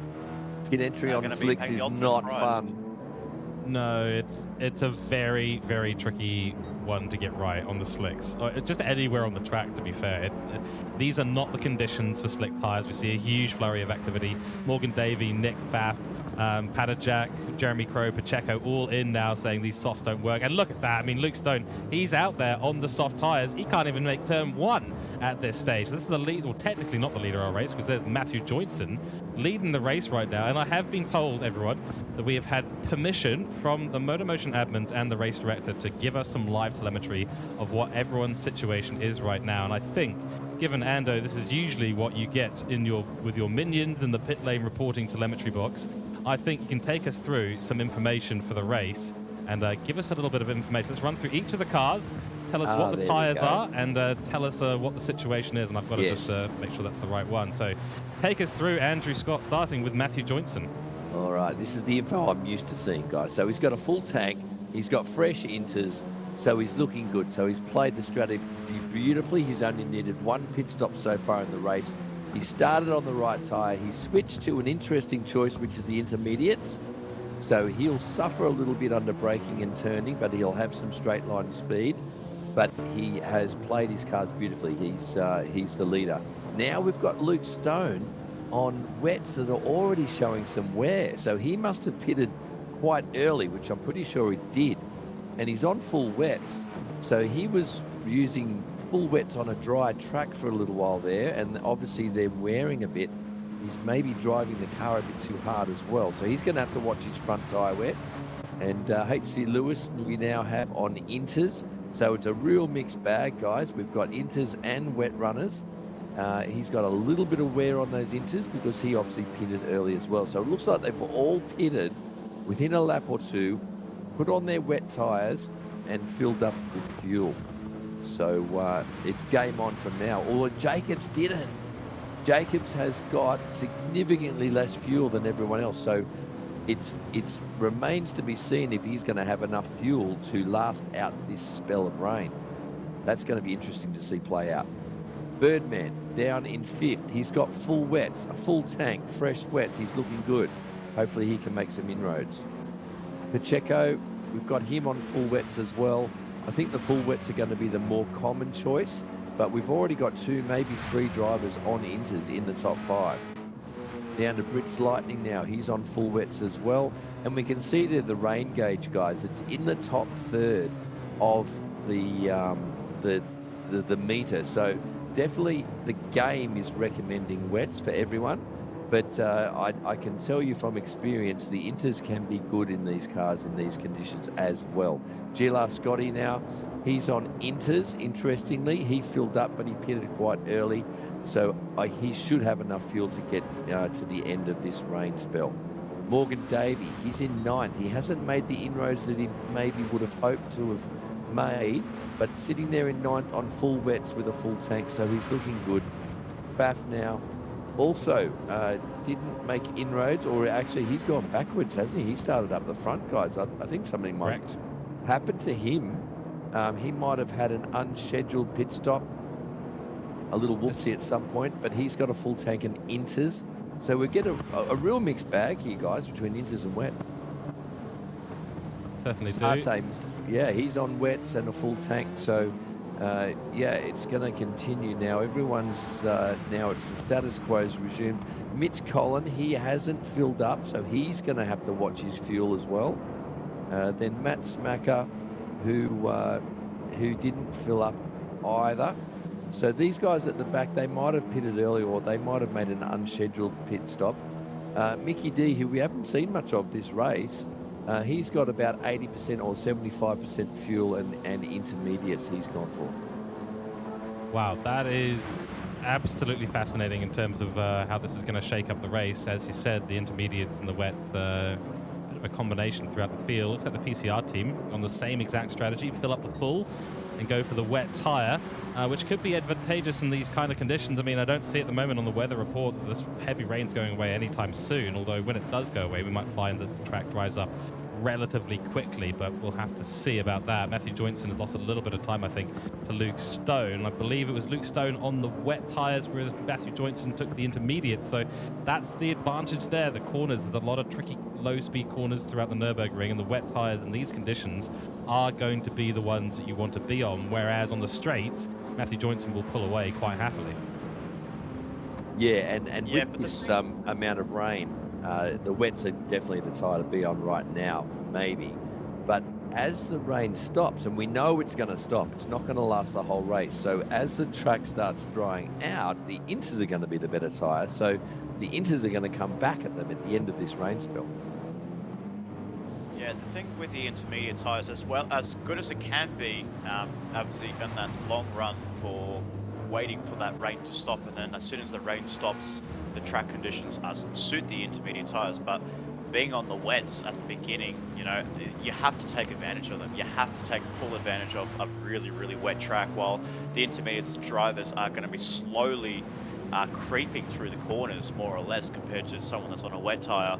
You really need to take full advantage of what you can with the wet tires, because otherwise, you know, you're wasting a set. And unfortunately, the guy that's on the intermediate tires might be slower, but he's got track position. So it's a bit of a gamble, because we don't know how long the rain's going to hold out for. We're not so sure yet how long it's going to plague us here at Nurburgring. But if it's only a short stint of rain, those that are on the wet tires can benefit so much. If it's a long spell in the rain, it could be just that. It could be the fact that, yeah, you know, we could be seeing those wet runners up towards the front. Well, I can tell you right now, if the rain stops, and when it stops, because we know it will, if the sun comes out, then the wet tyre runners are going to be at an advantage. But if the sun doesn't come out and the track takes a long time to dry out, that's going to be perfect Inters conditions. So the Inter runners do not want the sun to come out. That's a good point, actually, and we've actually had a reduction in the wind speed out on track, so that could indicate that it'll be slightly slower, or at least it's certainly slower than it was going to be. 5.5 meters per second was the current wind speed when the rain did come in. That's now slowed down to just above 4 meters per second. So that could impact how fast and how quickly little things will dry out. Of course, it's still late afternoon here at the Nürburgring, so whatever midday sun was there before the rain came in, it is now likely to not return. And we could see ourselves sort of in a bit of a cooling period as well. That could mean the intermediates were in fact the right choice. We'll have to wait and see, as we just clocked into the first third gone in this race. 30 minutes elapsed. We've got 60 minutes to go in this race. There's been a lot of action so far. Oh, Morgan Davey having a moment on the brakes. Well done to control that, getting it stopped eventually. But we do have a long way to go in this race. 60 more minutes, lots of decision making to still come in this fantastic endurance race. I love wet weather running, and I absolutely love changing conditions because it creates such a fascinating situation for the drivers. You see all the different ways of thinking about things, you know, intermediate versus wet, full fuel versus not full fuel. Of course, if you're out there in wet conditions, ideally, you'd be running a little bit less fuel because the car's then a little bit lighter, a little bit easier to control. Ooh, fast. Oh, sorry, that's Morgan. And it's a move. Wow. Yeah, he's on the wets. There by Morgan Davey. Yeah, so very. He's got the advantage on the brakes. Yeah. Yeah, there's a difference between those wet tyres. You can see there, Morgan Davey running the outside line, which is just the perfect line when you get around to this track here. And the rain is still there's still a huge downpour as well, so the rain isn't easing yet. So these guys on the wet tyres, Morgan Davey especially in 8th place, but you also have to look up ahead. In 2nd place, Luke Stone is on the wet tyres compared to Matthew Joyson, who was on the intermediates. And you can see on the track map, he's closing that gap between himself and Black Friday in 1st place. So that wet tyre, even though we did see it was quite heavily worn at the front, is still providing him enough. Who is struggling for pace there. You can see that you can just hear the rain on the Master 3. It is an absolute downpour, and he's struggling through these corners. The last lap was 2:30 compared to Luke Stone, who set himself into the 28, 27, I believe it was on the last lap. So huge pace difference between these two compounds, and you know, Matthew Johnson is hoping the rain stops, so that way these tyres can switch on properly. I think we still deserve to give some kudos to both Matthew Joynson and Luke Stone. They have chosen the exact right strategy for the conditions so far. The two on the grid that have done that. No one else has really nailed it in terms of the strategy. I mean, look at the distance back to Lewis. That is a few corners now. He's only just coming into the chicane. These guys are passing the timing line on the pit straight. So they have absolutely nailed it. And Luke Stone, it'll be advantage him for the time being. But yeah, it all really comes down to whether or not the conditions change in the favor of the intermediates or whether it goes towards the wets. That's nearly a moment there. They're really struggling around here, aren't they? I mean, there's a lot of water on the track. This has been unprecedented, the amount of rainfall. We're somewhat struggling to hear what the others are saying here. If we didn't have headphones, we wouldn't have been able to because the rain's coming down so hard against the commentary box window. Whoa, Luke Stone! That is a maneuver.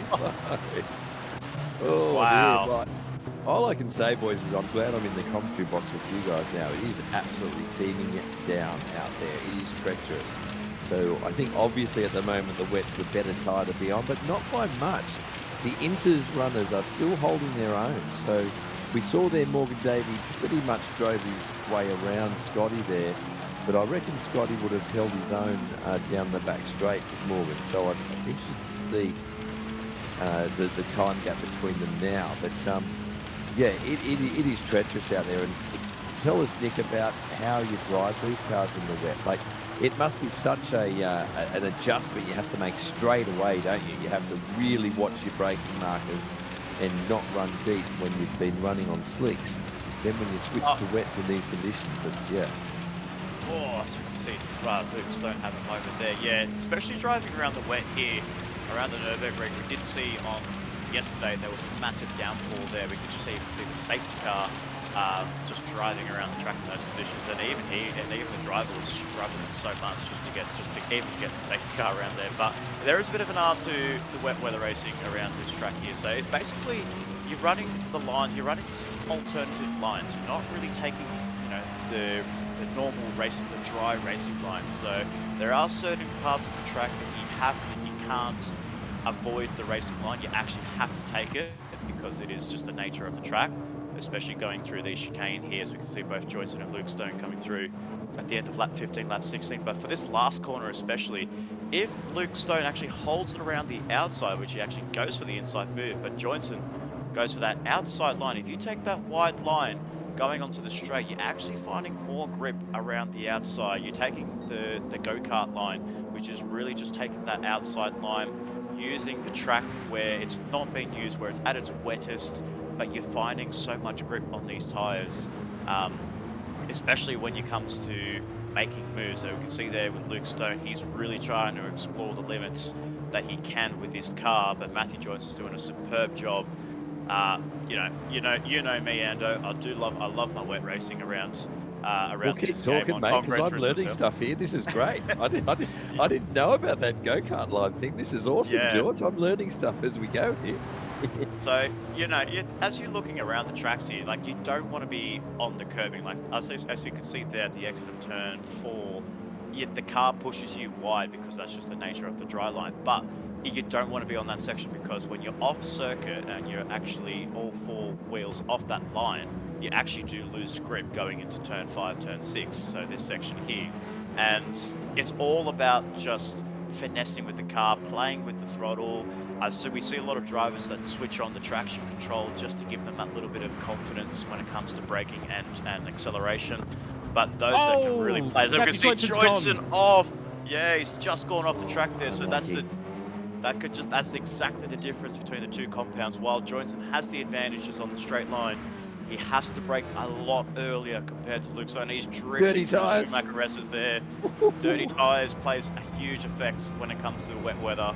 It's not just one corner, Ando, it's 3 corners for the tyres to clear up and to get yourself back onto traction Yes, because it indeed. does take a long time in the wet line on the wet track. But from Is what that I'm a dry seeing here line? at the moment, it looks like the rain has actually stopped Yeah. now, and I can see, like you just said it there, I think we are starting to see a dry line now, and slowly Wow. evolving here, George, and it could be game on here.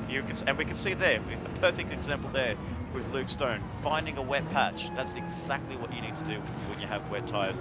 Find the wet patch, get some more grip on your tires, and like I said, it's all about taking that alternate line compared to the racing line because that is where you're going to find more grip and more time Look at compared to the Johnson. inters. He's staying with him easily now Well, because this he's is on it, the isn't it? inters. He's on the right tyre now. Yeah, look at that. This is the transition point. And look, he's looking. So on the inters, he's looking for the dry line. The wet tires are going to be looking for the wetter line. Luke Stone obviously will jump back onto the dry line for the braking zone. He'll get a little bit more grip in that. But the inters are now over at a crossover period where I think they're just going to start becoming a little bit more of the preferred tire. It will still depend on how long it takes for things to dry out, but at this stage, I mean, Matthew Johnson, he's not doing really anything much different right now. He's catching right back up to Luke Stone, who's having all sorts of trouble. I get the feeling he's looked at the tyre degradation, or been told, and, being told essentially, mate, your tyres are going to absolutely die in the next few laps. You've got to either send it right now, or you've got to start cooling them down. You've got to start adjusting. Look at this. Johnson right back on the rear bumper of Luke Stone, who is going all over the track, trying to find the wet and to try and cool down his wet tyres. He's going sideways. He's losing grip everywhere. He's got nothing on the car. It's like ice for him, even though the tyres are heating up. And that might be it through this corner. Oh, Johnson. Oh, this is going to be really close. But this is the crossover. It's happened. The track is still slightly damp, but the intermediates in their own category right now. The wet tyre runners are going to be ruining maybe their decision depending on, the situation they find themselves in. Luke Stone, I think, will be thinking, oh dear, I'm in a little bit of trouble right now. Yeah, Yeah, I think with the nature of these he can't cars, pitch for slicks yet, can he? no, you cannot. He's going to I have to think with put the, up with his wets. Yeah, with the Sorry, nature of these sorry. cars as well. No, you're right. I was going to say, just with the nature of these cars, because you're going side by side with the car in front of you or behind you, that it's making this racing line, really big. When we see on a normal racetrack, all you're doing is you're following each other in single file, and you're creating that dry line, going on on a normal circumstances, but because the track is so wide and cars are going side by side through pretty much every corner as possible around here, it's creating a very wider racing line. So for the drivers like Luke Stone, who is on the wet tire, he can't find any wet patches because you could just see that racing line. You could fit 2 cars on that racing line, as we see Joyce Oh, drifting through the corner, and he's almost looped no! it. Oh, no. Oh, he's a good save there. So he just caught a little bit of the wet patch. He caught a little bit too much curbing on his end there, and he just drifts to the corner. But a huge, huge moment there for Matthew Johnson in Black Friday, the 777. Still holding on to P2, but that just loses some ground to Luke Stone. But he's on the perfect tyre. He's on the right tyre. Both Lewis and Jacobs are on the inters as well, ladies and gentlemen. We have to keep reminding ourselves that both Cooke drivers are on the inters, because you can see there, Oh, a there's PCR someone driver is coming hitting in for to the pit slicks. lane. I don't think it's going to be a slick tyre, and I think it might be just a changeover to the intermediates. And when you do that, you kill your race, unfortunately. Yeah, When yeah. it comes to that, your strategy is out the window. You just have Is to it hope too and early for pray. slicks? Look, I mean, Yeah. But it feels like it is. I think you could do Yeah. it. You could probably crawl around. You're going to lose a lot of time. You've got to be really, really careful. You've got to go like a snail if you're on slicks. But if the track continues to dry out at the rate it is right now, you might find yourself in a very advantageous position. If he's had to pit for any other reason than tyres, like fuel, oh my goodness, Troy, both of these two, Morgan and Troy, both absolutely sending it. They're sideways most of the time through here, and that's probably as a result of a little bit of low grip situation and the dry line that is now evolving quite handily. But, you know, he's come out on wets, it looks like Mark Pacheco. So I think he has switched to wets, and that is a race killer, and I get the feeling it might have been a fuel issue, but I can't see any other reason why you would pit at this stage. No, was that finger trouble or something? The wets is the wrong tyre. Very much the wrong tyre. Inters at least. Yeah, exactly. I mean, honestly, You could even take a punt and go for softs. I think in a couple of laps, everyone should be taking the punt here. I mean, look at the struggle there in Troy Britnell. Oh, he's had a moment, nearly a little bit of contact with Morgan Davey. That is a scary moment for all. Every single driver out there having some very, very scary heart-in-mouth moments, and they're trying to get the foot in as much as possible. It's a run for Morgan, but he's got nowhere to go. His Defensive. front gone. His front wet. Yeah. So they're cooked. They've got no grip. Oh, big send. Here we go. That's going to be the move. I think they're done by Morgan Davey. Britnell's got no answer to that. And yeah, that's all she wrote. That is the battle right now for P5. Luke Stone in the pits. He's less than half fuel. And I get the feeling he might be trying for a dry tyre here. Let's see. He's definitely pulling the trigger. Absolutely going for it. Yeah, I think given It's the great to see someone taking a punt. As we saw the move there for Morgan and Davey, you could just see like those cars, they could go side by side on that dry line, no issues at all. No one touched a wet patch there, so it was a really good, very well executed move there by Morgan Davis. You see finally Troy Britnell, who looked to be slipping and sliding that previous lap, is now finally into the pit lane. So both Lightning Motorsport drivers are in the pits, getting off their wet tyres, potentially looking to run on the soft compound. I still think it's very early because it is still very damp. It's still very damp conditions. It looks like our telemetry looks like it might be broken there. So it's still showing that he's on wet tires, but as you can see that he's on the racing line or on the wet pad. It could be potentially on an intermediate. We'll have to maybe check in with our admin team to see if we can get any telemetry coming through very shortly. But I still think it's too damp. You know, you don't want to take the risk because you can go on a soft tire, but you're still going to be crawling around. And when you're crawling around trying to find the dry line, one dip of a tire on a wet patch, it's game over. So if Lewis jumped on a dry tire and he hit a wet patch, it's game over for him for any chance for a victory. Same could be with Morgan Davey. Anytime he jumps on a soft tire, jumps on a wet patch, it's game over. So I've been told now by the admins in the background we will have more pit lane telemetry added up in just a few moments. They want to wait for a few more people to come into the pits, but I do wonder if maybe the teams that have come in and replaced the wet tyre have seen something on the weather radar that we haven't. I don't know if there's going to be more rain. There's slightly less wind at the moment out there. If it does rain again, the wets could be the right call. Otherwise, I think we're really only a lap or two away from it being viable to be on the slick tyres. You just have to be avoiding the curbs a lot. You have to be very, very cautious. But if it continues to dry, and we're just reaching half race distance now, slicks are absolutely in the game right now. Yeah, look how dry the track is, but the curbs are still very wet. Tell us about that, Nick, when you do decide to take a punt, pull the trigger, and if you're on softs right now, how are you driving? What lines are you using? Literally, I'm just going onto my display settings and putting the brightness all the way up to its maximum. That's all I can say, so I can find the dry line. But no, when it comes to the racing and not touching the curbs, that's just the one rule: do not touch the curbs. You have to be braking a lot earlier to actually avoid the car getting that natural understeer and avoiding the curbs. You're really just trying to pull the car up, just picking out that dry line, and when you don't want to touch a curb because the curbs Yeah. are your worst Or nightmare. like that, yeah. So one tire on a curb or one tire on a wet patch is possibly like end of story, isn't it? Yeah, exactly. You can lose the car quite quickly indeed. And that green paint on the curbs as well, that you just don't want to be anywhere near any of that, do you? Might as well be No, a slippery rock, that stuff. It's absolute Yeah, disaster. an ice But rink.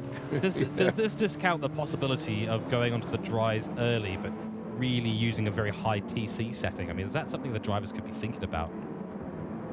Yeah, I don't think Not like, gonna even when it yeah. comes to that setting, when it comes to, you know, when you're looking at the rain gauge, and that's all it comes into. The engineers are the smartest peoples on the track there compared to the drivers. You know, as they always say, you listen to the drivers, but listen to the engineers because they have all the telemetry while you're out there circulating a 2 minute 17 lap there on a wet tire. But at the same time, they have all the data. They can see where it's getting drier, where it's getting wetter, where it's not clearing up, where it's not, where it's really dry compared to where it's really wet.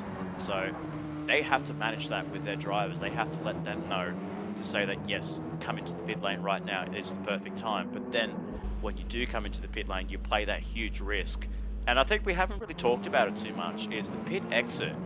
You have to look at the pit exit here at Nurburgring. You can see there with Matthew Hatton. It's on a wet part of the track.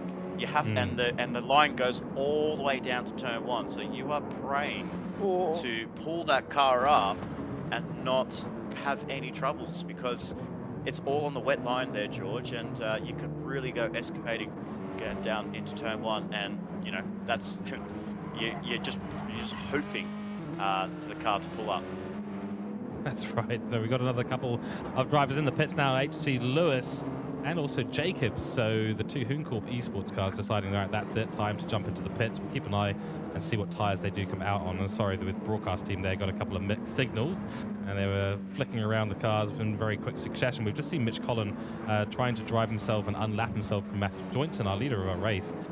So he's obviously on I think he's pitted relatively recently. Yes, he has, so that will explain the time difference there. Matthew Joynson still yet to pit. Luke Stone is still a ways behind him, a few corners, but yeah, he'll probably need to think about pitting soon, will Matthew Joynson, because he's got Lewis just coming out of the pits now. Didn't quite catch what tyre he's out on. We'll see if Rob Jacobs does the same thing for Hooncorp Esports, and we can maybe make a determination from that. I think it might be back on the intermediates. I think from the camera shot that we got there, he was slipping and sliding on the exit of the pit lane, so I think he's on slick tyres now. I think Lewis Atkinson, I just saw it before the camera crew changed it over, but his car was full drift going into turn one. Fantastic. Okay, so I've been told that we're allowed now that we've had a majority of pit stops halfway through the race, we are going to have some more pit lane telemetry. So let's go through the grid, starting with Matthew Joynson. We'll get the race information up, and let's see the state of the tyres, oh dear, the state of the weather, and the state of the fuel. Andrew Scott, take it away.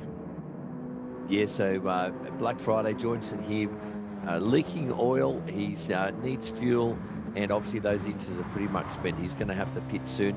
He might be driving to a fuel window here, folks, where I think it's going to be still 2 soft stints though until the end of this race. And so he's in now, in he comes. So he's going to give up the lead now to Luke Stone, who has pitted on racing softs. He's got a decent amount of fuel, so I think he's going to need to pit again, Luke Stone, between now and the end of the race as we go down to see Lewis now. So some real winners and losers so far today, guys. We've got the cream rising as it usually does. We've got Lewis in third, Morgan Davey in fourth, both starting at the back of the grid. So they've pulled out a bit of a masterclass here in strategy and pace. And sorry to interrupt you, Andrew. Good. And sorry to interrupt you, but because of the late running there and the late pit stop from Matthew Joynson, he's lost the lead of the race to the early racing softs put on by Luke Stone. So just an FYI, everyone. And he's going to be a fair way back as well, will Matthew Joynson. Apologies, please continue. It looks like he might lose the position to Lewis Atkinson as well. Let's keep an eye on this for just a moment before we return to looking at Morgan Davies and P4 at the moment. Yes, I think Black Friday might have made a bit of a strategic error there by going a little bit too long on the inters, because I think he's still going to need to pit again. Oh, And he no. picks up a penalty as he re-enters the track, Oh, just ahead of Lewis. he was trying to find the extra Yeah, dry patch, and he he missed it. was just looking. He was distracted by a storming Lewis coming down on him now, who's on fresh but warmed up softs, and Lewis gets the job done. Leaves Black Friday in his mirrors with a 3-second penalty to deal with as well. So that's just crushing to Joynson, his prospects. He's had such a good race so far too. So that's very annoying. Morgan Davey now, he's on relatively fresh softs and a good amount of fuel. So these guys are all racing for it now. It's stacks on. One more pit stop each to the end of the race, and it's going to be soft, I think. Pacheco now, he's on the softs as well. And it looks like it's all shaken out now. And these net positions that we're looking at are going to be actual positions, because everyone's on the same strategy now. We've got soft tyres for Birdman, Baff, Jacobs. They're all got about the same amount of fuel, but there's Jacobs. He's got more fuel, so that's interesting. Brits. So Jacobs might have a bit of an advantage here. I don't think you can get to the end of the race without stopping again yet. But he will definitely save some time in the pits. Brits Lightning there. We've got GLR Scotty with a full tank of fuel. Good on him, but he is down in 10th. So he's going to need to jump some people in the next pit stop. Matt Smacker now on racing softs, 3/4 of a tank. He's looking good. Mr. Sarte, same deal. He's got 80-90% of fuel, fresh softs. Mickey D, who's been circulating, unfortunately, at the back of the field for the majority of this race, has a little excursion there, bit of commentator's curse. One moment, because we've had Luke Stone go for a bit of a spin there. So yeah, everyone's all racing softs, Oh, but he's off.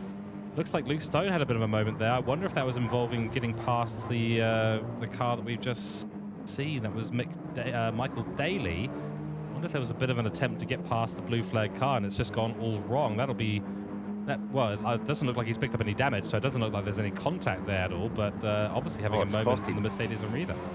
10 seconds. So his sector 1 time there is 10 seconds off his best. So, that might have something to do with the dry running at the start of the race. But it looks like, yeah, he's had a whoopsie, but he's still in the lead with what looks to be a healthy gap over Lewis still. Is that correct, guys? Yeah, it looks like there's a big gap between himself and Lewis at the moment there. So as we can see there with the lap times, they're not setting the world alight. Obviously we saw with Mark Pacheco setting himself a 2 minute 3.8 as the fastest lap of this race. It was only set in that first section before the downpour came. So you're looking at this section here where the tyres are slowly starting to come up to temperature. The track is still green. It's a very green track, so it's still very slippery. They're not in the ideal conditions. So we can see there Morgan Davey 2 minutes 6.4. So it looks like he's the fastest driver out there between the top 5. You can see that he's really closing up on Jeremy Crow into P4, but he's still nearly three seconds off the pace of Mark Pacheco. So the track isn't at that perfect threshold yet between going back to setting 2 minute 3s versus drivers that are still setting 2 minute 6s, 2 minute 9s. So we're not at that stage just yet. So we're going to be looking for a little bit more drying, a little bit more running, put some rubber on the track, and wait for the curbs to dry out. Yeah, they're definitely tiptoeing around still, aren't they? They can't be touching those curbs just yet, can they? Oh, and speaking of touching curbs, trying to go around the outside, he doesn't get it done, but a switchback move is made possible. It looks like Jeremy Crow's going defensive going into the final corner, still holds on to P4. There is a couple of sections of this track here as well with that. When you do run side by side, you take the big gamble of jumping on that wet patch there. We can see there on the main straight, it is still soaking wet. So yeah, it's pretty much single file at the moment. But can Morgan Davey find an opportunity to try and find a little bit of a dry line there around the outside? If he can keep it on the track, a little bit of caught in the wet patch. He's on the wet stuff, and you can see there, ladies and gentlemen, that's what happens when you touch the wet circuit. You lose 5 to 6 car lanes there, and that's what Morgan Davey has done, unfortunately. So it's back to square one. and He just another had and plan B or trying to find an overtake. He had to get out of the throttle, didn't he? He was just left with no choice. He just had to get out of the throttle, and he lost several car lengths to the car ahead of him. Oh, this But is he's caught very back up close straight racing. away. Yeah, it's a lovely Asta racing sandwich right now between the PCR pieces of bread, so to speak. And this is an interesting reversal. We've got Morgan Davey, of course, now trying to fight up against Jeremy Crow. Jeremy Crow's trying to do what Nick Pfaff did for Morgan Davey last race against Lewis Atkinson and try and just hold back Morgan Davey as much as possible. Maybe try and run this fight back into the likes of Nick Pfaff so that Nick Pfaff can maybe have a little, or so that Pacheco can have a chance at getting past Nick Pfaff. But what a battle we've got on here between Asta Racing and PCR. This is going to be a brilliant battle. 2 by 2 they go, and only separated by about a second on track, these two battles. It's going to be a brilliant watch. Pacheco is gone! He is absolutely centered. He's put the tyres on the wrong part of the circuit, hit the brakes, and the car has said no. And our lovely Asta Racing sandwich now has a bit of Hooncorp in it. So this is going to come to a sudden and rapid end there for Pacheco. What a heart and mouth moment that is for him. No damage, I don't think. He managed to stay out of the barriers, but lost significant time, obviously, and position. Here he goes. For an inside move, still can't find anything just yet, so he's still biding his time there. The track isn't really drying up as quickly as we thought, George, because we can see here we've had a few moments there between Matthew Joynson and Lewis Atkinson. Lewis was ahead of Joynson, but it looks like Lewis must have caught a little bit of a wet patch on his previous lap there, and he lost position. You can see there he's still drifting through the corner. These guys are playing a huge gamble of trying to find some different lines, maybe try and going on the curbs and trying to make it dry. It's not possible, ladies and gentlemen. It's not the right time to do it, because if you want to do that, you need to have all 14 cars line astern within nose to bumper to make it work. Otherwise, it doesn't work. Oh man, what a bit of racing we've had there. So big switch up at the front. Matthew Joynson finds his way back into P2. Lewis Atkinson now in P3 and doing his best to get back towards the P2 position and retake it from Matthew Joynson. In fact, they're still going out of these two. It's going to be very, very close. Jeremy Crow still holding off Morgan Davey at the moment. Morgan Davey's tried everything in the handbook. He's thrown the rule book of racecraft and overtaking at Jeremy Crow, but it's come to no avail. Might be here though, the outside line for Schumacher S. He's ahead. He's going to do it. Yes, he has. All the way through goes Morgan Davey, takes the P4 position away from Jeremy Crow. That is a nice overtake. That is the textbook thrown in the right direction this time. Yeah, he definitely was a lot more confident in these conditions, and it's taken him best part of 5 laps to get past those, so that's cost him big time, I think. But look, I think it's going to be very interesting this phase of the race to see who decides to start using the curbs the first. Because once you can start using the curbs around here, Nick, correct me if I'm wrong, you can really pick up some pace by using all the track and abusing those curbs. So the drivers like HC Lewis look to be trying to feel them out already.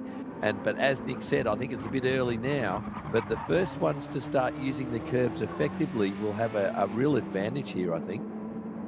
Yeah, we saw there with Morgan Davey just going through the NGK chicane there. You could see he was avoiding those curbs there, George. He was really taking he was literally driving a London bus through that section of chicane. They're really taking a wide, narrow line there, avoiding the curbs, fling it around one way to the left, and then go for a wide line on the right, going to the right-hand side. So where we saw in the opening stint where drivers were absolutely abusing that chicane and really cutting it to try and get that lap time down, what we saw there with Morgan Davey was the complete opposite. And yeah, it's still not time yet. As we can see now, Lewis has finally gotten back past Matthew Joynson, back up into P2.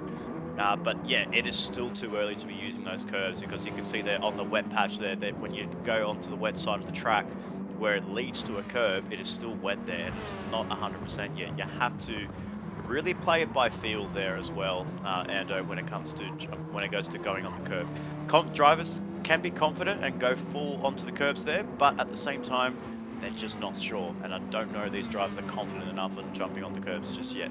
They're going to be getting a little bit of information each lap. You know, they're going to be have this trickle of information. Okay, which curbs are going to be a little bit better than the others. Some are, you know, when you're in a fight and when you're in a battle, just want to avoid the curbs. Yes, you're going to find some time on it, but you're likely to cause an incident, likely to cause yourself to spin. So a little bit of restraint while you're battling. It's very hard for racing drivers to do that, as we all know. As you can see here, Matthew Joynson starting to experiment with the curbs. So certainly Lewis Atkinson and Matthew Joynson starting to find which curbs are sort of rideable and which ones are not. You can't really avoid the curbs in the Mercedes arena.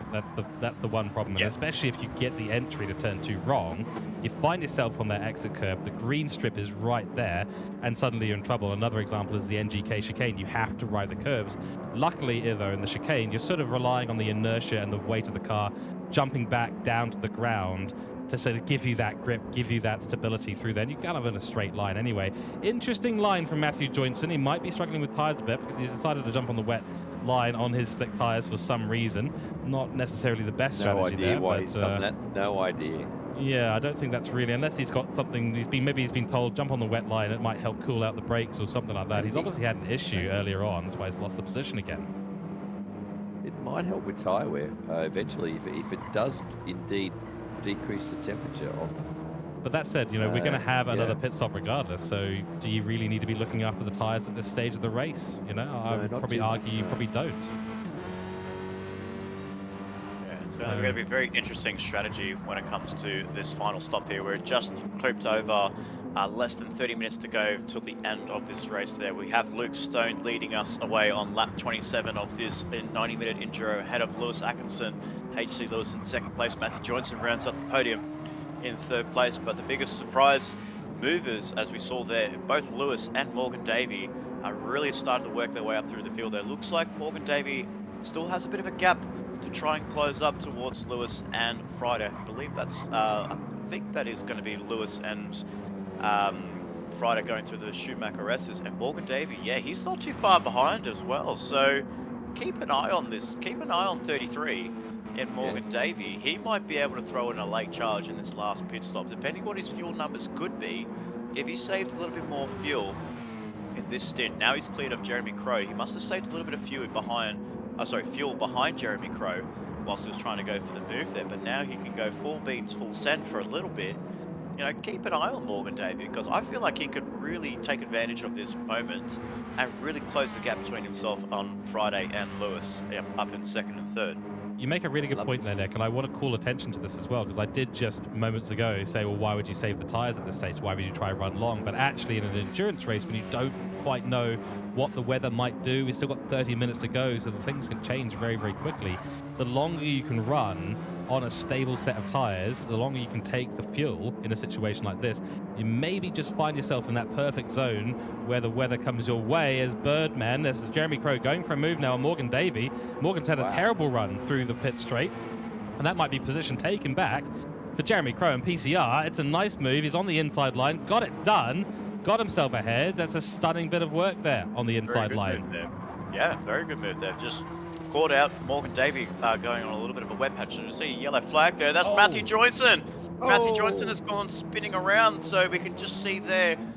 I can see on my secondary camera there, he did catch the curb there. He ran too wide onto the green AstroTurf, and he spun the car, and he's well down and well outside of the positions of trying to catch up to Lewis Atkinson. So huge moment for the Juice Motorsports driver that was battling for P2 in this race. It looks like now P2 is getting away, and it's all up to Lewis to try and catch up to Stone, who has been a very quiet assassin so far, George. We always criticised him having that initial fast pace in qualifying and in the first stints, but full credit to him, and he's done a good job, and he's sitting pretty in first place. Couldn't agree more. I mean, it is an impressive thing to go from last essentially on the grid. I think he was 13th and Morgan was last place, but yeah, Lewis in P2 right now. I mean, he's executed the strategy well.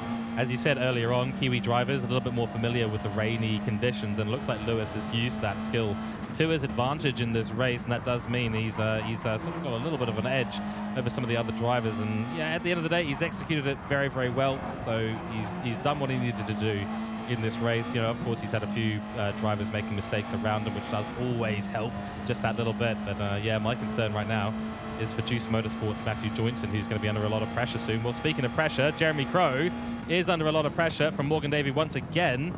And into the NGK chicane. Very late braking there for Morgan Davey. Plants it on the apex. It's a beautiful move. That's textbook. That's a textbook move there, just parking the bus on the chicane there for Bourbon to have no opportunity for a switchback. So he's done very well. Morgan David can finally get that position back from Jeremy Crow in P5. So we look down the rest of the order there. We see Nick Pfaff in 6th place, Rob Jacobs in 7th, Mark Pacheco rounding up the top 8 with Brits Lightning with his teammate leading the way, Troy Britnell running in 10th place with Matthew Hadson. A very good surprise there for Matthew Hadson to get himself inside the top 10, so full credit to him for a good run there. Chris Patajak and Mr. Sarte in 11th. Scott Taylor, a very surprising, and another 3-second penalty next to his name there. It is an outlap, so it looks like he did get it on pit exit or pit entry. So, you know, while we were questioning how he got a 3-second penalty mid-race, this one was a certain slap on the wrist, crossing the white line on pit exit. So unfortunately for Scott Taylor, the day just goes from bad to worse for what could have been a great result for Gridline Racing. Then down in 13th, we have Mitch Cullen. Looks like he struggled in that early stages in the wet. And now we have Michael Daly in car 79 in 14th last place. Very quiet night for him. Very quiet race for Michael Daly. So very fortunate there. Maybe has to go back to the drawing board for himself and for Gridline Racing. But Luke Stone leads the way, and he's got a very good, comfortable margin there over Lewis Atkinson in P2. Hasn't had maybe the screen time that he's deserved so far at this race, because he has been the most consistent out there. He's obviously not come into contact with anyone, not made any unforced errors in the car. He's executed the strategy extremely well. Did, of course, qualify on pole, so right now he's potentially on for 2 out of 3 of the accolades on offer for round 3. Probably unlikely to get a fastest lap out of the rest of this race unless he pulls off a bit of a miracle in the last sort of 24 minutes. And we do see that the nighttime running is starting to come in. It's getting a little bit darker, and that could be either that it's the timeout on track, because we were running late afternoon, so it does look, yeah, we've got the pit lane lights are all on, so I think we are just creeping into the later part of the afternoon twilight, so to speak. I don't think that's an indication that there's any more rain on the way. We'll keep an eye on our weather radars and let everyone know, but I think it's dry running all the way through. 1% of fuel for both Nick Pfaff and Jeremy Crow as they enter the pits on the soft, so that's going to be some of the first of the last pit stops that we see out there on track, and we should see a few more coming in. Mark Pacheco on 0%. Well done, sir. You've just managed to get it back into the pit lane before you've ended up having to crawl around the track at 50 kilometers an hour. Well done. But Luke Stone, well done. It's been a fantastic bit of racing from him so far. Just needs to carry on doing what he's doing. He's got a decent gap back to Lewis, who's got some blue flag traffic to navigate as well. So yeah, Luke Stone on for a victory here in round 3 as it stands right now. But he has another pit stop to do. Got to get it right. Got to get back out on track. Got to keep it consistent. Yeah, absolutely. And when it comes to night racing as well, as we had that transition from afternoon to night, on a wet with still a very damp track, and with your lights at full beam, your concentration levels are at 200%, ladies and gentlemen. You have to be so fine when it comes to finding that racing line and really just staying off the curve, or not so much the curves now, because I feel like the curves are starting to dry up now, as we see some drivers now exploring the limits of their cars. But one little tire off that racing line in the dark as well is absolutely scary. And these guys are doing an absolute wonderful job here on lap 30 of this 90-minute enduro. We're only just about 22 minutes, just under 22 minutes until the end of this race here. One more pit stop cycle to go through, as George mentioned earlier. So we're looking at that top 5 to come into the pit lane very shortly. First man in the pit lane and out on track is Jeremy Crow, sitting very nicely in P6. So very good, consistent running by the PCR boys, running inside that top 8, just like they normally do. And they're doing themselves a really good job, as we can now finally see Luke Stone in the pit lane on 5% of fuel, saves a bit of fuel on that last stint, so well done to him. Hopefully now it's a clean run for him to the finish line. 21 minutes to go. Lewis will retake the lead of this race momentarily. Black Rider will go through with him too. Morgan Davey into the pits as well. So we're just going to see them fill up just what they need for the last 21 minutes of this race. And it'll be all hammer and tong, foot down, flat to the floor for the rest of the race. Wind has picked up slightly. That's helped to dry out the track. Nice to see that the drivers are able to take more of a racing line now. This is still really good news for Luke Stone at the end of the day. He's got Lewis Atkinson just ahead of him, 10 points in the Drivers' Championship. So a victory here today is going to really elevate him up into the top spot, getting closer to Steph Branson, who has been, incredible at the beginning of this season. We've got the Lobby 2 results for you will be up on the screen after this race, once we've gone through the final parts of the grid and see who finishes where. So we'll see if Branson's still able to hold onto his lead. He's on 215 points. Luke Stone should go up ahead of Lewis Atkinson at the end of this, depending on where Lewis does finish. But it's going to certainly be an interesting one, and that'll be a good result for Luke Stone and Lightning Motorsport, sitting 4th in the drivers' in the team's title right now. Could elevate them up above Street to Track, which could be that could really elevate them up and could really set themselves up for the remainder of the season. I mean, to finish strong at the end of the European leg before we ship everything over to the Americas. Very important to do, especially in an endurance race. Gives you so much confidence and knowledge about the car and your situation, and just sort of gives you the advantage almost going into the next leg of the season. Yeah, and we can see Morgan Davey actually just came out of the pit lane ahead of Jeremy Crow, so he's actually pulled out a much bigger gap compared to what we saw in that last part of the last stint, where he was trying to pass Jeremy Crow and then he lost it, and then he passed him again and lost the position, and when finally got past him, so he's actually pulled a bit of a bigger gap between him and Jeremy Crow. So now he can set his eyes on Luke Stone, Lewis, Friday, and Jacobs. As we can see there, Lewis 27%. Wow. While everyone else was on 5%, 0%, 1%. Where's this come from Lewis Atkinson? He saved 27% of fuel. We saw there with Luke Stone, he only put 75% of fuel in his car. So coming towards Luke Stone right now, he's coming into the NGK chicane, coming into the final corner. He will take back the lead of Lewis Atkinson. There goes the tyres on the Mazda 3 of the Hoon Corps 151. Luke Stone is coming onto the pit straight right now. The fuel number is going up. It's going up. It's going to probably a bit of a short fill for Lewis Atkinson. Will he go for a shorter fill and try to the undercut? He fits out on 71%, and there is Luke Stone, and there is Lewis Atkinson on the exit there. The gap between Luke Stone and Lewis Atkinson has closed up massively. Wow, game on here, gentlemen. So let's get our thoughts at the moment. Right now, it looks like Luke Stone is in a good position. However, Lewis, fresh tyres, needs to get them warmed up, obviously. Took a lot of avoiding action to get off that wet line on the exit of the pit lane. But let's get some opinions here. Let's see what everyone thinks. I would not count out Lewis here. He can show real pace on fresh tyres. Knows how to really strip the rubber off of the wheels in order to get an advantage. And we've only got 18 minutes left in this race. It's the equivalent of about 8 or 9 laps. Be more along the lines of 9 or 10 laps, and he has got Luke Stone in his sights now. It's really starting to come back together. So let's go around. Andrew, what are you thinking, mate, given what we've just seen? Yeah, that was a masterstroke from Lewis, but I'm just worried about how much fuel he's taken. I hope he's got enough to last him to the end. And it's going to be between him and Luke Stone, and of course Morgan Davey as well. I think with the two front runners at the moment, they do need to stop again, I believe. So it's down to Lewis and Stone, and it's anyone's race really. It's going to be a nail biter. Yeah, Morgan Davies a little bit too far back now to have any chances of closing up to Lewis Atkinson. So while he did pass Jeremy Crow in the pit lane, it's got a good gap on him, and it's too far back from Lewis Atkinson. Unless something major happens to Lewis and Stone, I don't think we're going to see Morgan Davey taking the victory this time around. So while he shone on debut in the Trak Racer TCR Cup last time out at Spa-Francorchamps, he's settling in for what could potentially be a well-earned P3 and a great P3 as well if he actually manages to hold on to it.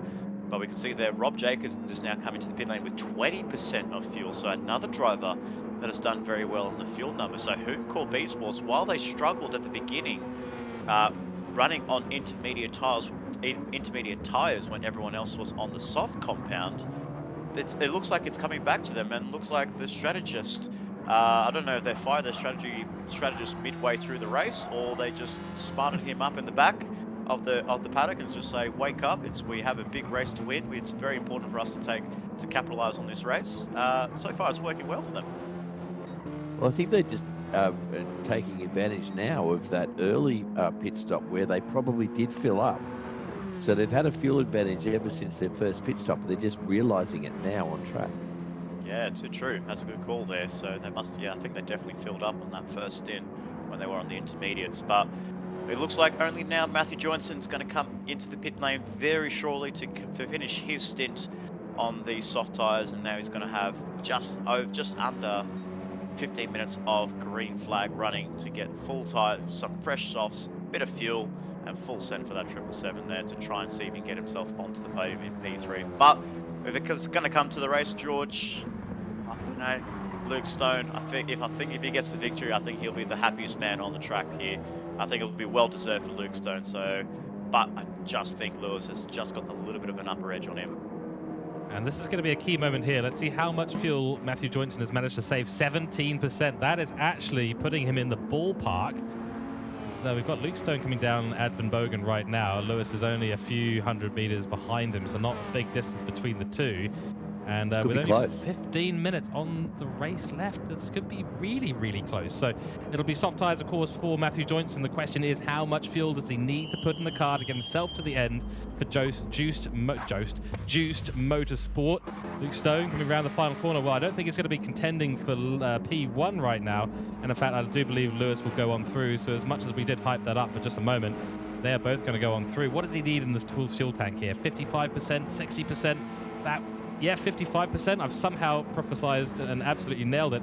He's coming out of pit stop. It's actually very close. He's going to have the freshest tyres of the three, and he's actually only as far behind Lewis as Lewis is behind Luke Stone. Yeah, and the gap to Morgan Davey is huge. So it looks like it's a top three for Luke Stone, Lewis Atkinson, and Matthew Joynson. But where do they finish? With 14 minutes to go is a big question. Let us know in the chat who you're going to be rooting for these last 14 minutes. Can Luke Stone finally get the victory that he thoroughly deserves after leading the majority of this race here at the Nurburgring Grand Prix through the wet stages, through the dry stages, through the transitional stages? Luke Stone has been the man on a mission to try and take his first victory here on debut in the Trak Racer TCR Cup. Can Lewis Atkinson have any chance from going 13th to victory? What an achievement that would be. What about Matthew Joynson? Can he come through all of this pack and say, I'm going to be challenging these big boys, the faster boys, and I've got the freshest tyres of the lot? Can he get a victory? Let us know in the chat below, and let us know and we'll read back through it at the end of the broadcast and see what you guys think. Too right, and we've got 2:05.1, so the lap times are now really starting to come down. So we're dealing with very dry track conditions now. Most of the curbs and the outside lines are all drivable. Let's put it that way. They're pushable even, and that's why we're seeing these lap times come down 0.3 of a second off his personal best in the last stint for Luke Stone. So he's absolutely sending it. This will be a 2:04 this lap for Lewis Atkinson. Does seem like he might be creeping down towards 2:04s as well. He's going to need to do that. He's going to need to be right down there. He does get past the traffic. Oh, a bit of a moment at the chicane. You can see Matthew Joynson in the background. I think Matthew Johnson's lost a little bit of time. That's to be expected. Does need to get his tyres up to temperature and in the window as soon as possible. Let's see what the lap time is for HC Lewis across the line. And I think it'll be a 2:04 here. I'd be surprised if they're not touching it with the 2:04s. 2:04.3. In fact, 2:04.3 from Luke Stone, so no difference there.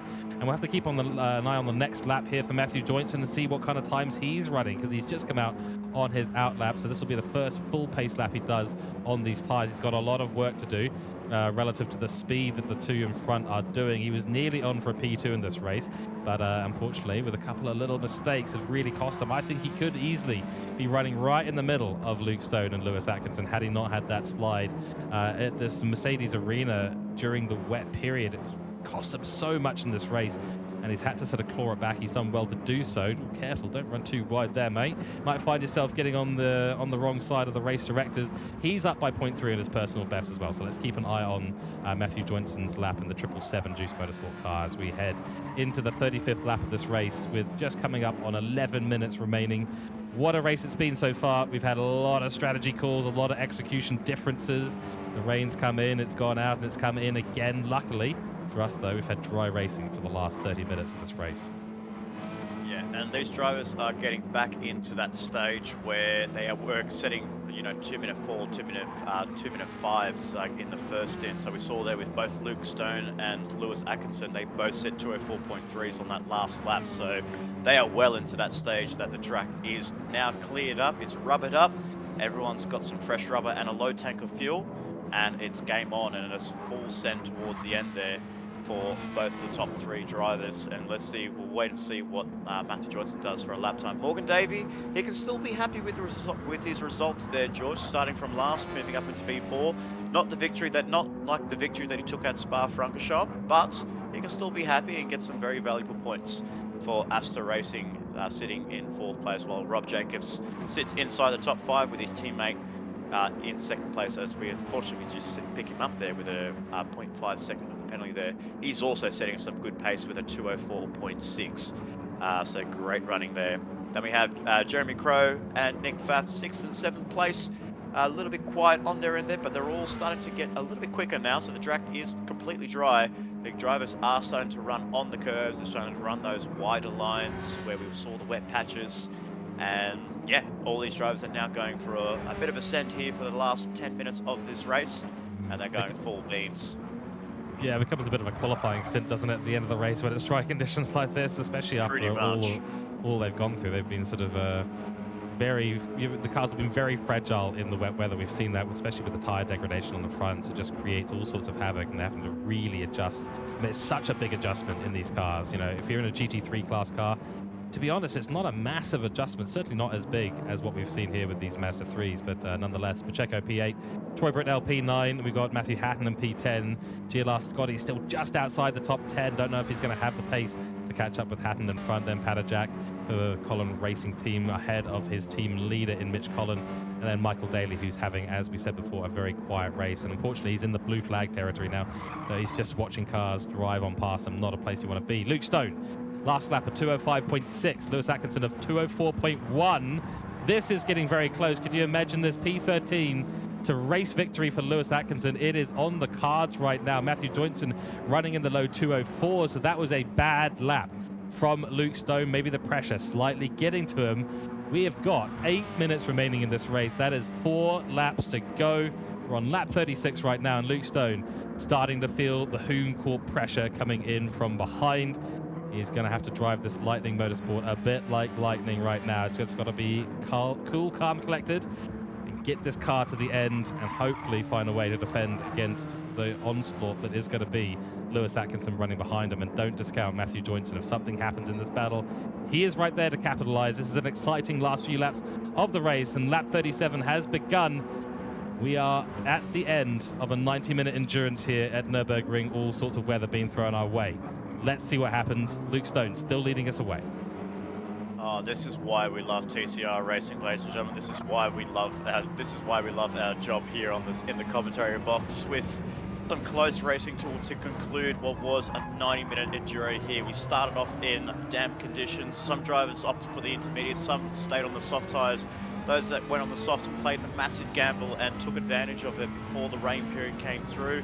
Some on intermediate, some on wet, so a whole mixed bag of strategies throughout this whole 90 minutes of racing. But we have 7 minutes to go, and it has come down to this. Luke Stone in position 1, and with Lewis Atkinson right on his rear bumper in position 2. Matthew Johnson, you can see that bright blue, fluorescent blue of the Juice Motorsports is not too far behind. I would say that's around about 3.5 to 4 seconds between Luke Stone and Matthew Johnson. But Matthew Johnson is on the freshest tyres compared to Luke Stone and Lewis Atkinson. But we can see there Lewis is really taking advantage of those curves. He's throwing the car in to try and close up onto the back end of the Lightning Motorsport. He's right there, bumper to bumper. He's sniffing.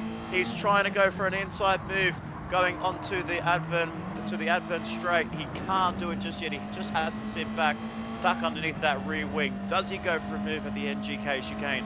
I don't think so. It's going to be very risky. What does Luke Stone do? Is he going to go defensive? He's going to hold the inside line. He does. Lewis sticks the nose in. He's going to go for the move. It's a full send. He breaks the car into the corner. Luke Stone compromises his entry and exit, gets a switchback move. Lewis goes defensive, brilliant driving between these two. Luke Stone's going to try and go around the outside. Side by side they go. Onto the pit straight at the end of lap 37 or 38. Lewis Atkinson from 13th on the grid now leads the race with 3 laps to go, ladies and gentlemen. Luke Stone demoted to P2, but watch out for that Juice Motorsport in 777 of Matthew Joynson. Can he close up to this battle pack? It is going to be a fascinating end to the end of this race here, ladies and gentlemen. Stay tuned, and because this is going to be a cracker of a finale. Wow, what a move there from Lewis Atkinson. Luke Stone had unfortunately not a lot that he could do about it. The NGK chicane, once he got a car ahead, that's basically all it is. He's got an opportunity though to get back ahead of Lewis Atkinson, and I think Matthew Joynson is looking ahead going, oh yes, please continue fighting, guys. I really want that position. P2 or P1 would be quite nice for Matthew Joynson to snap up in this race. He's got all the opportunity to do so. But of course, we've got to remember Luke Stone has got the worst tyres out of all 3. Lewis Atkinson's got the second worst tyres out of the 3. And then it's Matthew Joynson with the best tyres. So the more these two fight, the more they could cost each other. That's why Lewis is going to try and drive off now into the distance.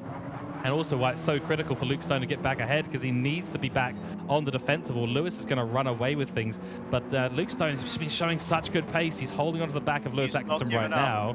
No, there's no give up at all. This is pure racing right here, and the attitude amongst the drivers is go for it.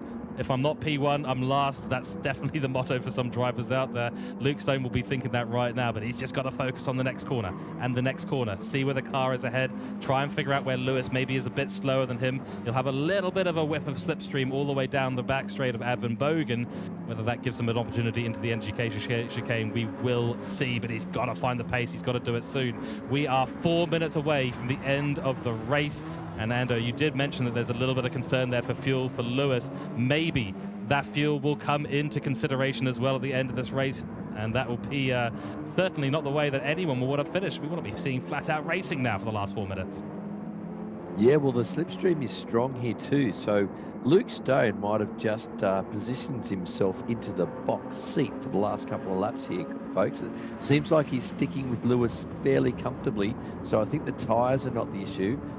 But what I want to know, guys, is how's Black Friday? How's Joynson caught up to them so much? Oh, Fresh I don't tyres. know how he's done it. Fresh tyres, a clear mind. He knows he's going to challenge for a podium. He knew he's got the podium, but just where on the podium he's going to finish. His personal best there on the 2 laps ago, 2:03.9, so not too far away from the fastest lap set by Mark Pacheco on that first stint. So Matthew Joynson is a man on a mission. I just did catch there on the glimpse of the camera there, he did run very deep going to the NGK chicane. So he lost a lot of time there closing up towards Luke Stone and Lewis Atkinson. He ran very deep into that chicane, so he lost a little bit of time there. So he's just back to getting his head around the track again, and he's just trying to find that confidence that he had when he set that 2:03 point. So, but it's so close there. I mean, I'm giving full credits to Luke Stone here. He's not giving up here as well. You know, when you get overtaken by Lewis and an authoritative move there by Lewis Atkinson, Luke Stone has said, you know, I'm going to stick behind. I'm going to use this slipstream. I'm going to take full advantage. And on the last lap, watch out, I'm going to throw a surprise in.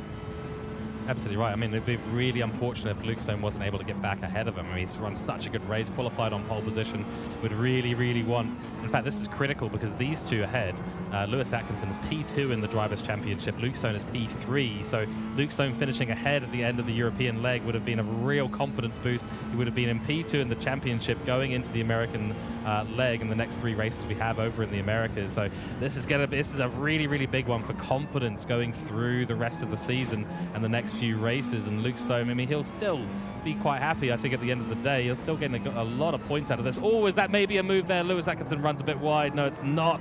Oh dear, this is going to get really exciting. But yeah, for Luke Stone, finishing ahead of Lewis today would mean the absolute world. Lewis, of course, wants to retain P2 in the Drivers' Championship, but will it last? Let's see a bit of slipstream there, late on the brakes, and he's going to go for it. Oh! He's got the inside line. Wow, there was a late move there by Luke Stone, but he's done it. It looks like he's just going to hold it. Can Lewis hold the inside? He does. He's going to run that car wide to not give Luke Stone any chance of going for an outside move there. Lewis throws the car in the defensive line there, keeps that move authoritative there. Matthew Johnson looking behind and saying, yes, boys, keep battling. This is the last lap of the race, ladies and gentlemen. It is between Lewis Atkinson, Luke Stone, and Matthew Johnson, the top three, all within a span of a couple of seconds amongst each other, probably a second and a half between these three cars. 90 minutes of racing, and it's come down to this. Three cars all in the same picture frame.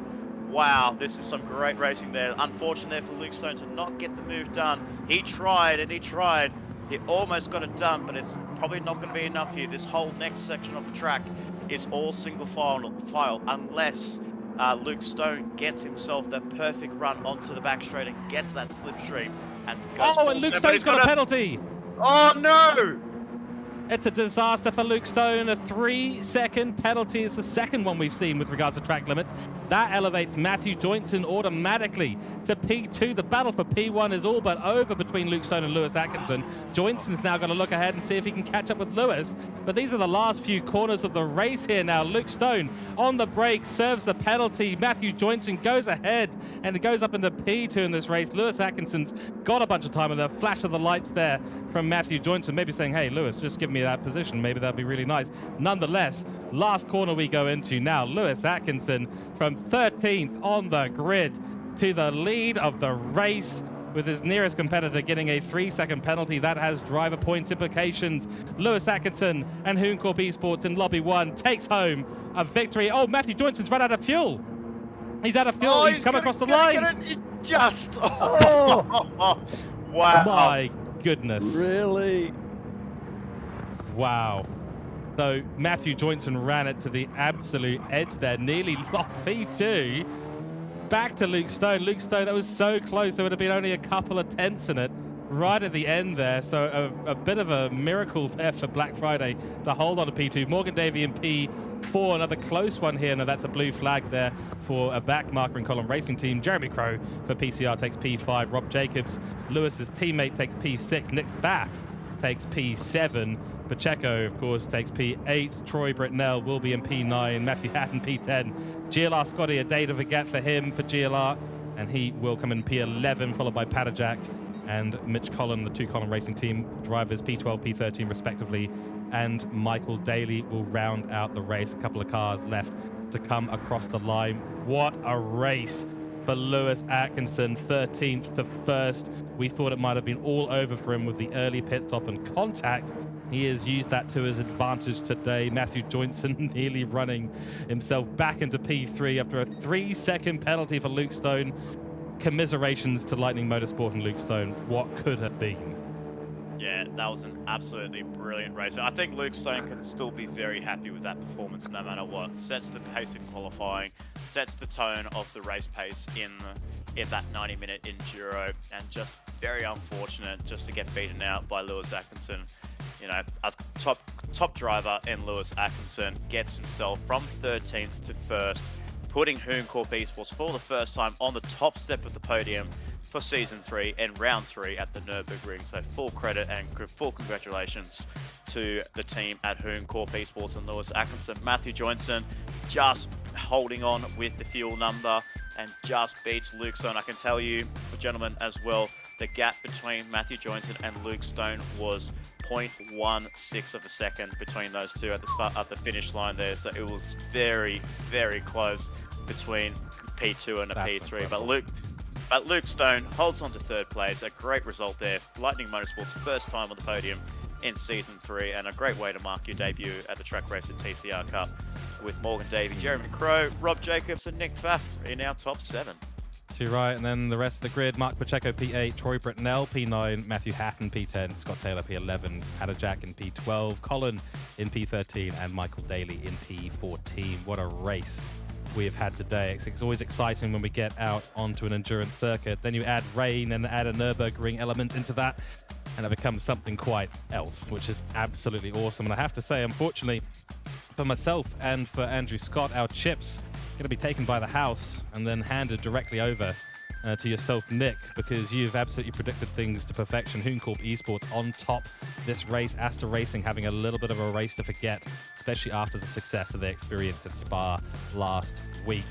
So let's talk driver of the day. Everyone here in the commentary box and in chat, let us know in chat, of course, who you thought performed the best. And, you know, we usually do say the person who wins the race, usually not the person that we give a driver of the day to. For me today, though, we'll hand over to Nick and Andrew in just a second. I can't take it anything further away from Lewis Atkinson. Started P13. We thought it was all over for him. Had a huge fight back through the grid. Managed to get a great overtake on Luke Stone as well. A fellow Kiwi, of course. So, for me, driver of the day, going to go to Lewis Atkinson this time round. Nick. Yeah, can't agree more there. Lewis Atkinson is my driver of the day, as has been noted very clearly. Started 13th, worked his way up through the first place. The strategy in that first stint wasn't the best strategy that we've seen from Corp Esports. They had to reassess, try to find a plan B, plan C, or plan D, and they've managed to find themselves back into that contention for the victory, and an authoritative move there that he put on Luke Stone going into the NGK chicane. And once he did that, it was not looking back. But I have to give honourable mention to Luke Stone. I mean, it was a very unfortunate situation for him. He almost made the move on the first corner of the last lap, and we have to keep that in mind. He almost made that. He almost got that position back, did Luke Stone. So, you know, if I had to give a top three for driver of the day, I think Lewis Atkinson first, Luke Stone second, and Matthew Johnson in third place. But, you know, Lewis Atkinson, yeah, he's number one. Cool. 2 votes now for Lewis Atkinson. A very fair mention on the honourable mentions there, of course. And now over to you, Andrew. Driver of the day, please. Yeah, this one's unanimous, guys. This is pretty obvious this round, but Lewis, absolutely, for me, driver of the day, because awesome moves he made throughout the race. There was some great clean overtaking that was done. Awesome pace as well, because, like Nick said, he didn't have the best strategy. He didn't start on the optimal tyre, but he still pulls out the W. Wow, that's really well done in my books. Yeah, absolutely. I think we also have to throw in the name of Morgan Davey as well. Even from 14th to 4th place, I think that also is a worthy shout of a recovery drive for Morgan Davey. So both Lewis and Morgan both had disqualifications and infringements in qualifying, but to get themselves 1st and 4th, you know, I think that's a job well done for both drivers. Couldn't agree more, and they will take home a handy amount of points for their positions finished. Morgan Davey, of course, P4, and then PCR gets a nice position there as well. 81 points on the board for Jeremy Crone, so this will keep the dream alive for PCR, who are running in the team's title in P5 currently. It'll certainly elevate Lightning Motorsport running in P4. We'll have a little look now, or in just a moment, at what happened in Lobby 2, but I just can't say it enough. What a race we've had in Lobby 1, and congratulations to all the drivers out there on the grid. 90 minutes with rain and nighttime driving, that is not easy, and we'll have to have a little bit of a think. I think the teams will have to have a little bit of a think about how they manage strategy going forward, because there were some alternatives there that certainly came out of the woodwork. Very, very interesting indeed. So, let's take a little look at what Lobby 2 had to offer. Of course, we do not have the replay for them this time round. Next endurance race will be a focus on Lobby 2. So let's have a little look and see what the qualifying results were there. So for Street to Track Racing, Steph Branson, once again on the top spot. Well done to him. Then followed by Andrew Scott and Mick Hill, the double duo of Me Cougar, rounding out the last part of the first row of the grid and the first part of the second row of the grid, followed by Matt Dernedy for Hassel 1 Motorsport. That's a very, very good qualifying from him. And then Shannon Jones for Kung Fu Racing in P5 to begin the third row of the grid, followed by Dean van der Zaan for CP Motorsport. Boris Blazenek takes out the first row of the the first position of the fourth row of the grid in 7th. I shouldn't try this on stream. Nonetheless, for War, that's Wicked Awesome Racing in P7. Dave Chucky for CP Motorsport P8, Jason Oswald in P9, P10 to Andrew Entz for Mad Turtle Racing, and then Mark Hasseldine, the leader of Hassel 1 Motorsport in P11, followed by Tony Griffin for Mad Turtle Racing, Colin Fee for Kung Fu Racing in P13, and rounding out our grid for qualifying results in Lobby 2 was Brett Allen for WAR. Nick, take us through the race results. Let's have a little look. Yeah, it was a great, exciting race in Lobby 1, but Lobby 2 looks like they had an even better race with a lights to flag victory for Steph Franson from Street to Track. Actually, the top 4 actually managed to retain their positions from qualifying. So Steph Franson takes the line on as looks like pole position and fastest lap and the victory. So he gets the full sweep of points there, 104 compared to what we saw with Lewis Atkinson on 100 points. So Steph Franson extending his lead in the championship ahead of Andrew Scott and Mick Hill rounding up the podium. So Mick Hill still on a good run of form after the victory that he took last time out of Spa-Francorchamps, and obviously with the second car of the Mean Cougar stepping on the second step of the podium at Spa, they're still keeping that consistency up the front in second and third place, and Matt Donerty in fourth place. So a couple of names there, a couple of honorable mentions there. Boris Blaznik looks like he had a good running out inside the top 5, so that's a great position for him to be inside the top 5. Andrew Ernst from 10th to 7th, so very good job there by the Mad Turtle driver in 7th place. Then it looks like as well, Tony Griffin looks like he's come from the back of the field up into 8th place, as well as Mark Hasseldine. So both Hassel 1 motorsport cars inside the top 10. That's the first time we've seen from these guys to get those cars inside the top 10 in season 3 of the Trak Racer TCR Cup. And then we have Shane Addard. So it looks like a late swap there between Shane Addard and Shannon Jones. Maybe George will let us fill us in very shortly of what happened there. And then Jason Oswald, the street track driver, just outside the points, outside the top 10 in 11th place. Brett Allen, Dave Chucky, and Colin Fee rounding up the rear of the field there. But you know, as we mentioned there, Shane Addard there, George, obviously a late driver substitute compared to what we saw in qualifying on the Monday night compared to the Tuesday race. Yes, well, Shane's been lurking around the pit lane for most of the races so far in the European leg. He's making a slow but sure return to racing as he gets the rust shaken off. And unfortunately for Shannon Jones, he's had an emergency come up, had to make an emergency flight back from Europe all the way back to Australia for family reasons. And we were just lucky that I was able to strike up a conversation with Shane Attard in the pit lane. Saw him there, saw that he was eager to get in the car. He'd been out there running a couple of laps for Asta earlier on in the practice sessions, and he decided he would very kindly jump in the car for us. So really appreciate that at last minute, and he'll be with us for the next 5 weeks of racing as we head to the Americas for next round. Speaking of next round, well, it is Laguna Seca. We have now finished our European leg. First 3 races in Europe, of course. The second set of 3 races, I should say, are going to be over in the Americas. Laguna Seca is going to be where we go for round 4 for a 28-lap race in the afternoon. Beautiful track. It is out there in Monterey County, so going to be looking forward to that very, very much. It's a beautiful circuit and some wonderful corners that are going to really shake things up in terms of how these FF cars do perform. So looking forward to that next week. Make sure you tune in for next week's broadcast. Same time, same place here at the MotorMotion E-Series. We're all here in the commentary box, very much looking forward to seeing what the teams and drivers can pull out as we head rapidly towards the midway point of this season. So some final words from both Nick and Andrew Scott before we start to round out the stream. Nick, over to you. Yeah, absolutely. So what a great race we've had here. 90 minutes around the Nurburgring, one of my favorite tracks here on the European calendar.